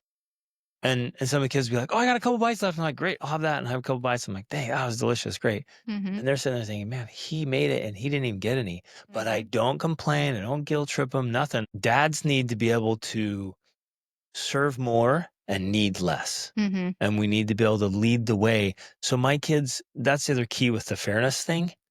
My kids have never heard us talk about unfairness, and in fact, they've always watched me carry more than my share. And take less. And take less. Yep. I've always done more and needed less. And they've seen that their whole Right. lives, where I will grind and push and serve and suffer and sacrifice with a smile on my face, not a word of complaint. So none of my kids can be like, "That's just not fair. Why Mhm. do I have to carry more?" 'Cause I don't think you've ever said that, Never. ever. It's never come out of my mouth. Because, I grew up when I was 16, 17, I was out on my own. You're Life's never not going to fair. hear me like talking about, "Well, I want more. It's not fair. Woe is me." So now, like we're out hiking or something, and one of the participants is struggling. My boys look over and like, "Hey, let me carry your pack too." And I'll see my boys walk Mhm. past, smiling, laughing, joking, and they've got 3 packs on, Mhm. and they're just rocking it. Yeah. And they're never like, "Well, it's not fair. Why do I have to carry more? Why do I have to do more?" They're like, "Hey, how can I serve? Who can Right. I help here? How can I do more and need less?" And so now my boys are at the back of the line, like, "No, I'll eat later. You guys eat all you want. If there's some left over, I'll grab something." Mhm. So lead by example. Yes. Okay, good. Next one. 7, physical aggression, hitting or biting, Yeah. or violence. This is another one of those that we hold a very firm line on. Yep. And I think the best way to do this is when they're small. So when they were small, one, we don't hit That's them. when it starts. It's the biting and the Yeah. hitting when they're little. And when they did it with firmness, we just let them know that that was not acceptable. Yeah. We did not let it fly. I see too many parents who their little kids will be hitting and they don't say or do anything about it. Right. They just think, "Oh, that's how kids are." Or super Like, soft, like, "Don't no, hit, don't bite." no. When they're little and they're doing that, I let them know they've crossed a line and that's unacceptable. Yep. And if necessary, I will take them and hold them in a timeout so that they know if they do that kind of thing, there are going to be consequences. And Yep. because we did it when they were small, they don't do it. Right. None of our kids hit unless we're in the gym doing Krav Maga. Then they love to hit each Then other. they hit each other, but all of that's in intentional, fun, play, practice, Yeah. training. Yeah. So, So very firmly in the very beginning, like, "Hey, nope, we do not do that. Do not cross that line." And because we're so loving and gentle and affectionate all the time, when I speak like we that use with our any of my coaching kids, voice. I'm like, "Don't you ever don't you ever do that again. They know That you're is serious. unacceptable. And they're like, holy crap, I That just is crossed the serious. line. I'm not doing it. And so it put a stop to it, and it's done. So we have zero hitting, scratching, punching, biting.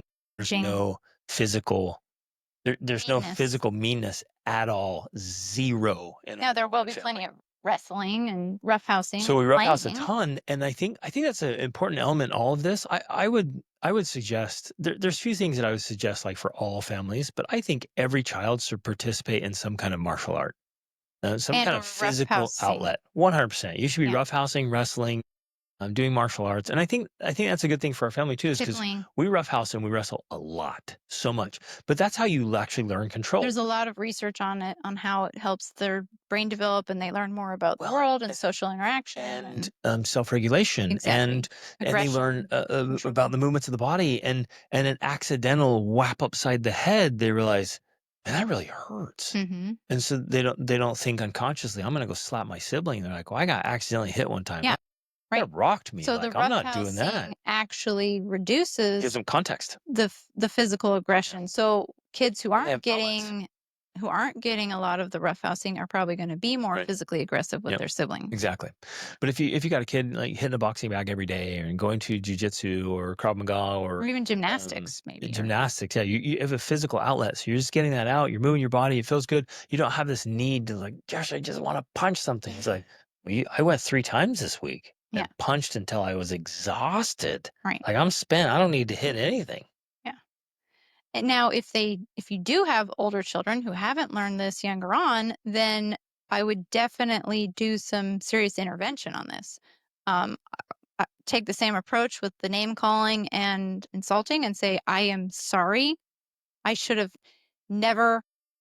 And I would do this not in the moment. I would like do a special talk about it or discussion. In this case, like this would be one of those things where I'd be like, I should have never allowed you to learn that that was okay. I should have never done it. You know, if you've done it in the past, it's not acceptable.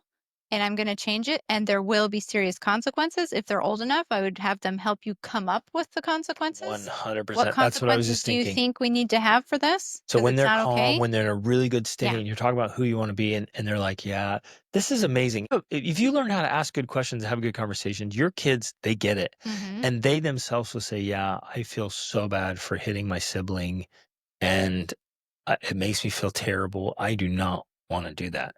And so then you say, well, okay, what's going to be They the might consequence? come up with a consequence that maybe you think is, I don't know, but for them, maybe it's like, I have to go weed the garden if I do it. And that's something they hate. And you're like, okay, great. That can be your consequence or whatever. Yeah, let them come up with something they really hate, or who knows what they come up with. I mean, my mind's kind of running here. It's like, well, buddy, if you used your right hand to hit your brother, like, I'm gonna duct tape your hand to your body. And they might think, oh, for the next 24 hours, for real, like legit. I'm dead serious. I want you to remember, like, you don't use your hands for that stuff. And so I might do it. And like, you duct tape them up, and they're like, well, how am I supposed to wipe? I'm like, figure it out. well, figure it out. with a boy, though, actually, it would be a consequence that they would enjoy, but not necessarily that that's a bad thing. Because they would say, if it happened, they'd be like, okay, yeah, I'm going to take this. And I'm going to think about it. And now I'm going to be Take reminded. a shower. And well, I'm going to duct tape it to their skin. So when you tear it off, it's like, oh, yeah. And they're like, gosh, because that whole time they're thinking, man, I should never use my hands for violence. I should never use my hands for inappropriate, the misappropriate use of violence, or for hitting my siblings. That's not cool. Or throw them in handcuffs. Again, that's one of the things. Oh yeah, handcuffs would be great. We actually have handcuffs for training, and that would be a great thing. But you have them help come up with ideas, or at least list some options, and be like, okay, if you hit, let's agree. And you could even, depending on the age and whatever, have a piece of paper where they sign it. You hang it up. If I hit, I get in handcuffs. Yep. Or whatever the thing Whatever is. they come. People are going to take that clip, and it's going to be out of context. Not let them come up with something. It's not cranky. Yeah, it's not cruel and unusual punishment. It's not weird stuff. It's like we're natural consequences that they usually come up with. Like, joy I would in a way, right? Or well, they would opt in. the point is not punishment. The point is correction. You were Yes. correcting the behavior, and the point is that the lesson hits home. Right. So if they come up with something like, "Yeah, I'm driving home the lesson." You guys, this isn't weird. I'm not chaining them up in the basement and not feeding them for 48 hours. Like, it's not weird stuff. I'm not waterboarding And my that's why kids. I'm emphasizing that you give options and you let them choose Yeah. because one of your girls might be like, no, there's no way I'm going to be handcuffed. But one of your boys like, be like, yeah, that would be a good consequence for me. I would want And so I to would sit down with be a in daughter, maybe handcuffs. if she's hitting, it's like, hey, this is absolutely unacceptable. And it's not who you want to be. You need to come up with a natural consequence and one this has to stop. It needs to be painful It enough to you that exactly. it's a motivator. You need to come up with a severe consequence that, I mean, it hits. And you come up with it, we'll sign a document and I'll help stick to it. We're not doing this anymore. And if the desire there is to change and they come up with something and then they hit, it's like we're following through on that. You said you'd miss out on this big thing you wanted to go to. You had a big birthday party or something that was really important to you. Like, hey, you Yeah, crossed the we have to line. stick to You've the got to consequence. hold yourself accountable. Yeah, This is on you because this is unacceptable. right. Because it is. It's a big deal. And that's another one of the things that will totally change the culture of your family when you eliminate Yeah. something like that. Now, I have This to is, well, I want I'm to go, I want to laughing go. I'm laughing, and I have to just say this out loud because Okay. I want to clarify that when I said we have handcuffs for training, it's not for training our children. We hold retreat events here that are, we call them asset trainings to help you become an asset, to protect yourself and others, and it includes handcuffs. Yeah. I'm not giving more details Yeah. because that destroys the training, Yeah. but that's just what that's about. Um, at the risk of being misunderstood here and you thinking I'm crazy, I want to share something. If you don't already. Yeah, you probably do, but this one's going to push you over the edge. One of the things that's brought me so much of my success in life and going from where I was to where I am to where I'm going, and it's kept me out of so much trouble when trouble was everywhere. I was surrounded by it, offered it all the time, is Sex, drugs, yeah, alcohol. violence, crime, it was all there and offered regularly. I could have gotten into any Could have amount lived of that life. garbage. I could have been deep in that for free and like I could have been just an absolute mess. But I got the first thing I did is I got crystal clear about who I wanted to be and how I wanted to do life. And so once I had that clarity, I was like, "Okay, well, this doesn't fit. Like this behavior doesn't fit anywhere in my life. This is how I've kept myself from addiction, any kind of addiction, screen addiction, porn addiction, drugs, alcohol, any kind of addiction. Because addiction is just you become a slave. It takes over Mhm. your life and it wrecks your life. So I'm like, I realized that early on, especially when I saw it. I'm like, I was, as a teen, I was surrounded by people who lived in addiction and they were slaves to it. It ruined their lives. And I saw that every day. And I hated living in those rough, terrible neighborhoods and seeing people suffer. And I'm like, I'm not staying here. And somehow, miraculously, I was able at 16, 17 to look around and be like, well, those guys are stuck here because of addiction. I'm not doing addiction. So what I did is I'm like, if there's something that's I'm very, very serious about, I'm going to set a consequence that is so severe, there's no way in the world I'm going there. I wanted to hold myself accountable, nobody else, because I was out on my own. So Mhm. I didn't have parents that like, you're going to be grounded for 3 months or Mhm. you're never getting your driver's license or we're going to spank your butt or whip you. Like there was nobody there to punish me. So Except yourself. I set myself. So the only way I was going to stick to things if I held myself accountable. And so I thought, well, man, if I pick like the most insanely severe consequence, and I know I'm going to follow through, man, there's no way in the world I'm doing that. So, idea I have like right now, I want nothing at all, whatever, to have anything to do with pornography in my life. Pornography just destroys marriages. It destroys men. It destroys families. It's so destructive. It's so terrible. And it's so evil. And it is fueling the sex trafficking that's happening around the world, even child sex trafficking. Those guys who are predators, it all started with porn addictions. So I want nothing to do with any of that. Not that you've had a Nope, I never had. yeah. But you work with a lot of clients that who do, and a lot of Yeah. people who do. And the reason they stay in bad habits and often bad addictions is because they're too soft on themselves. Now, and I say that again, I understand here. I don't want to be taken out of context because, they'll be mean to themselves. They'll beat themselves up, but that doesn't help. They're too soft. And so this is for me, just me. This is where I'm at. Like, we had a can of pepper spray, and we took it out one of our vehicles, and Rachel brought it and set it on a desk, and I'm like, there, that's perfect. And so it's this thing, this agreement I have with myself. If I ever looked at porn, I would legit, eyelids wide open, I would spray pepper spray in my own eyes. I would find like bear spray. I get the most potent. It's not lethal. It's not gonna, it's not make me go blind. It's not gonna permanently injure me. I would spray myself in the face with pepper spray. I would do it. You're not suggesting this for child training. No, not at all. This has nothing to do with this episode. This is just a tangent. But it's something, and maybe not even for, I don't know.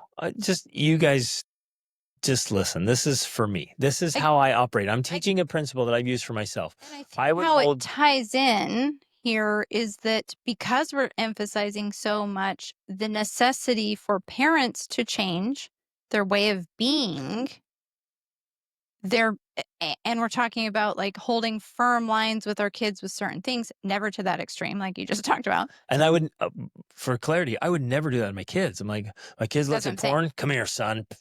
Right in the face. Like, no, I would never do that. Right.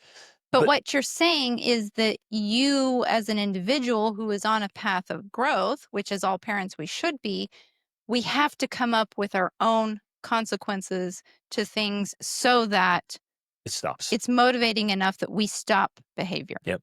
And that, in your case, because you're a very tough person, that's something that would motivate you. And it's true. It's true for almost all of us. There's something there. There's some leverage. We think, oh, I just can't stop, or I can't change that. I wanted to stop yelling at my kids. I wanted to stop spanking. I wanted to stop exploding, but I just keep doing it. I'm like, that's because you yourself have not chosen a consequence that's so severe, you're done. If you promised to spray bear spray in your mouth, if you yelled at your kids, you would not yell at your stop. And then if you slipped up and you're like, you guys, I made a commitment to myself. I'm holding myself accountable. I yelled at you. Give me 20 minutes. Okay. Everything's okay, but I got to go out and I got to implement this. And you spray pepper spray in your mouth. Even the tiniest bit. The tiniest drop. You're going to have 20 minutes of misery that would be so intense. I promise you, that would probably be enough to make you stop yelling. You're right. People are probably like, you guys are weird and crazy. Now, but obviously, we've never actually done this. It's true. We haven't, because we haven't had to do it. Yeah, exactly. Because I'm like, here's the thing. I would follow through on that. 100%, I would follow through on that. And because of that, I've never looked at porn. Right. Like, no way. Yeah. And again, you have to use leverage. Like, people are like, well, I can't get out of bed. Well, what if somebody offered you $1 million? Could you get out of bed at 5 a.m. every day for the next year for $1 million? Yeah, of course I could. Right. Exactly. If somebody had and this is morbid, but if somebody like had a gun and was like, look, your child is dead if you don't stop doing this, could you do it? Of course you could. You could do flipping anything. You could walk across the country barefoot. Like, you'd figure it out when there's leverage. So that's the point. It's like, get enough leverage in your life that you stop. Yeah. And that's the takeaway for people, is that we use leverage on ourselves. We help our children find leverage for themselves. Again, we're not using it against them because that doesn't work. We help them develop that skill of finding their own leverage. Right. That's child abuse. Exactly. We help them find their own motivation, their own consequences, because that's how you get better results. Because if you continue to accept what is and what you've done and what you've been doing, and you make excuses for it, you don't change. And if you don't change, you don't grow, and you can't get the results you want, and you can't create the life you want. It does require effort and sacrifice and a little bit of crazy to create extraordinary. Yep. It really does. And so, yeah, I that's an important point, especially as we talk about not only helping our children do some of these things, but most importantly, helping ourselves. No, we lead because as we talk through these things, and you're like, well, I don't know how to ever stop yelling, or I don't know how to ever stop hitting my kids, or I don't know how to ever stop whatever, fill in the blank. We're saying, yeah, you can find a way if you use enough leverage. But most people aren't willing to do that. They would rather live with the discomfort of their current existence. Chronic and perpetually, like they keep their problem. Right. And nothing gets better because they don't change. Because So they're not willing. maybe those of you listening, you need to increase the leverage a little bit to where like you hold yourself accountable. You don't need anybody else to do it for you. There's not enough police and military in the world to keep everybody in check. But you say, well, what are your temptations? What are your problems? What's holding your family back? Put a little leverage there and stop. Mm-hmm. And if you stop, you're showing your kids that it can be done. Exactly. So powerful. Okay. Number 8, blaming each How other. many of these are there? We might have to stop because there's 10, but blaming each other. It was his fault. For us, we don't do blame. Yeah. We focus on Ownership. individual responsibility, Yeah. ownership. So when we go into a situation where, there's potential for blame, something happened, we go in and we simply say, and this might be one of the situations we could ask a question, but it might be one of the things where we make statements of like, well, you did this to contribute and you did that to contribute. And if I don't know, I might say, well, what did you do to contribute to it? How did you make this situation worse? Because every situation nobody's innocent. Like there's very few innocent people.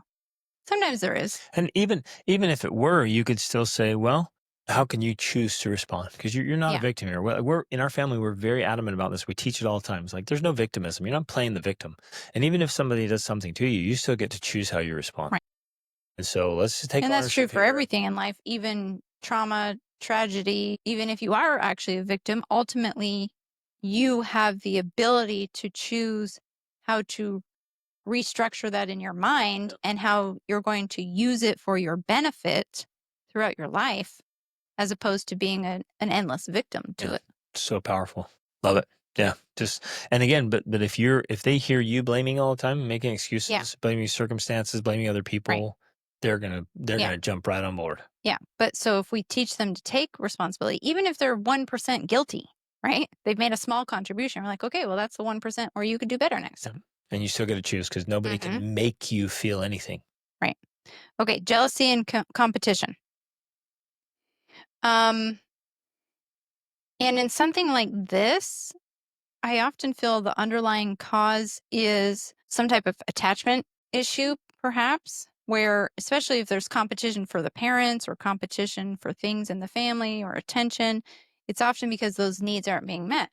But if those needs are met, then they feel secure. Yeah, the need to compete goes away. It's like I don't have to be jealous or competitive because my parents give me all the attention I want. I have a sense of significance. Yeah. I do my thing and I do it well, and my parents And I notice. get recognized for it, and I don't have to be like my sibling because that's fine. Like he plays the guitar and I sing, and the other one, is phenomenal at this other thing that they do. Whatever, all the different skills or talents, like we're good. Yeah.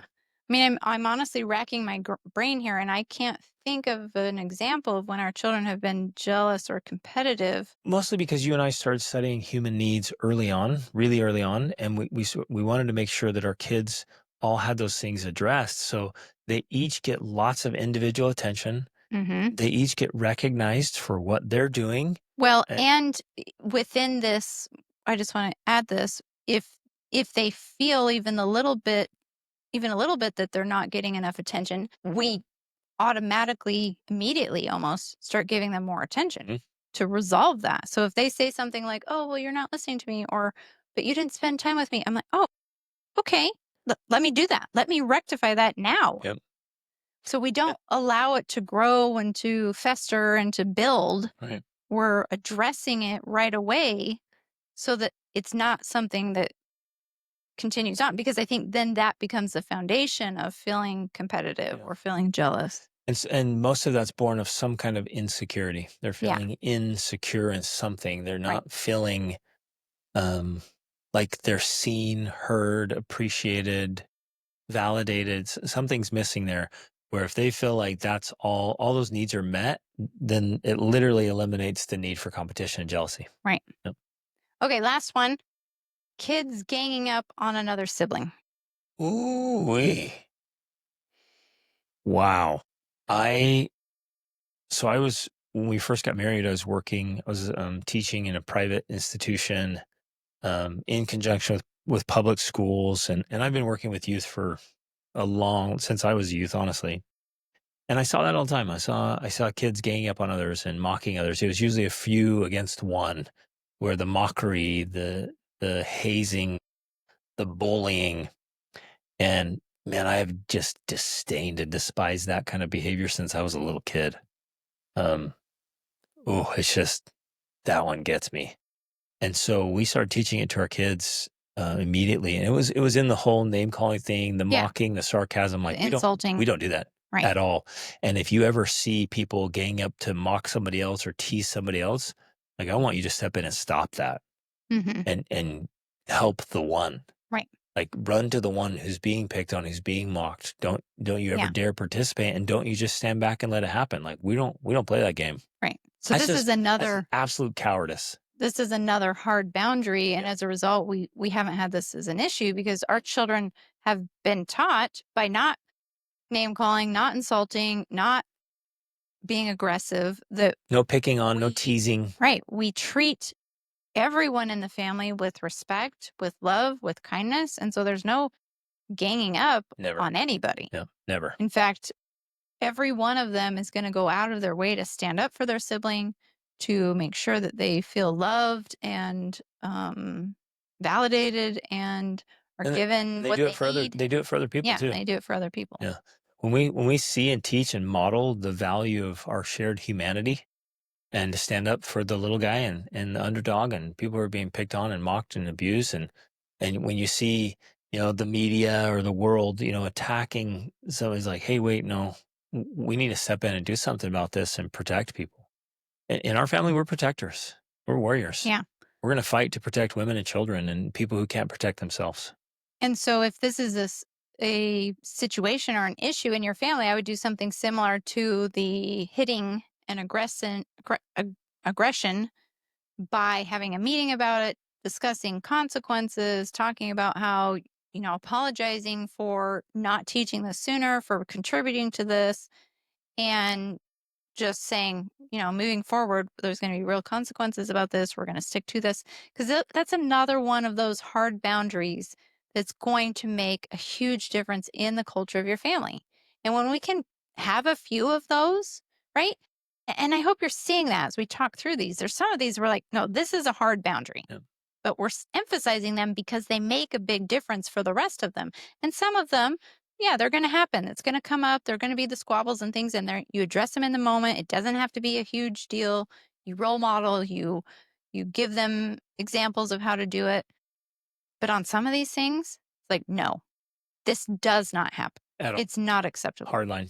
And when you hold that standard and model that standard, the whole dynamic in the family just shifts. And it's so much easier to have peace and connection and warmth and love and joy because essentially it's built on a foundation of mutual love and respect. Yep. So if this were happening in my family, I would spend some time thinking about it, coming up with stories and examples, and then I would teach it to the whole family in a way that they got it. Like they Maybe felt it some so movies, powerfully. Yeah. There's some great great movies out books. there, great books, great stories. So I'm going to come up with stories and quotes and examples that they all can relate to, that each child would be like, yeah, my hero would never do that. Or I don't know, like, who's your favorite character in your books or your movies? And have every one of them pick one. And like, would they do this? Hmm. Like, no, no, they would do the opposite. They would stand up for him. They would fight for him. I'm like, that's amazing. That's what needs to happen in our family. That's the caliber of people we're going to be. We Hmm. don't do that crap. Now, it's been happening in our family, so it needs to stop. Let's come up with a consequence. Hmm. And just off the top of my head here, a fun consequence for everybody would be just buy a can of super hot peppers. And any kid who does that, gets in, participate in that, they have to take a bite of it. And so everyone's around and like cheering them on, right? So it's not like this horrible thing. You're not putting the scarlet letter on your kid and banishment's like, hey, you did it. And we all agreed. So better take a pepper. Yeah. And it's, again, it's not harmful, not permanently damage anybody, but there's a really intense consequence. And all you're doing with the consequence is just, it's a reminder. Yeah. You're just like, oh yeah, I don't want to be like that. I slipped up. Wow, this is crazy hot. Like, making me cry. I'm sweating. My tongue is on fire. Ugh. Mm-hmm. Golly, I'm going to think next time before I go say something mean or mocking or tearing down one of my siblings. Yeah. So again, but they have to opt in. They have to choose. Mm-hmm. It's almost like, as weird as it sounds, a fun consequence, Right. but the lesson comes across. Right. Exactly. Because that is possible. It's possible to have fun consequences that are impactful enough Exactly. That they actually, that they cement the message. yep, love it. Okay, great. So, I think that's it for now. We are going to continue to be talking about parenting and get as detailed as possible. And if you want to get our free guide on raising 7 well-adjusted kids, you can get that in the show notes. There's a link to that. It's a 6-step guide. And every one of you parents should get in the Extraordinary Parent Mentoring Method. Yes, It is into the absolutely world class. correct cohort, because we're going to have it by cohorts according to ages of children so that we can more specifically address the challenges of, so like in this scenario, we would talk specifically about your different age groups and be like, okay, this is how you handle it with a 5-year-old, a 6-year-old, a 7-year-old, so that it's even more specific, tailored information and content and resources. And just so you guys know, listening, like Rachel and I, our goal is to make the best parenting course out there. On the Period. planet. And we have the results to back it up. We have a big family. So a lot of other, parenting coaches have 1 or 2 kids or whatever, or they have, mediocre results or who knows, whatever. But we have a big family. We've done home education. We've lived a very different lifestyle, and which has afforded us tons of insight and experience to many thousands of families across cultures and religions. Well, We're bringing and we've read thousands of books. yeah, and it proves that the strategies that we use don't just work because we live in one house and never go anywhere and never interact Or with because anyone. we're lucky, or Yeah. we got, the We lottery on kids. we've had to use it around the globe in 60 countries, and it works because it's the underlying principles that are the foundation there, not just certain tricks and techniques. Love it. So, thanks for listening. If you know somebody who could use this episode, share it with them. In fact, I guarantee you know somebody who could use this episode. So go ahead Including your spouse. and share it with them. Grab a link and leave us a review if you liked it, and share this, and let's help parents and families. Let's strengthen families and help families build their own unique, extraordinary family life. Love you guys. Reach upward.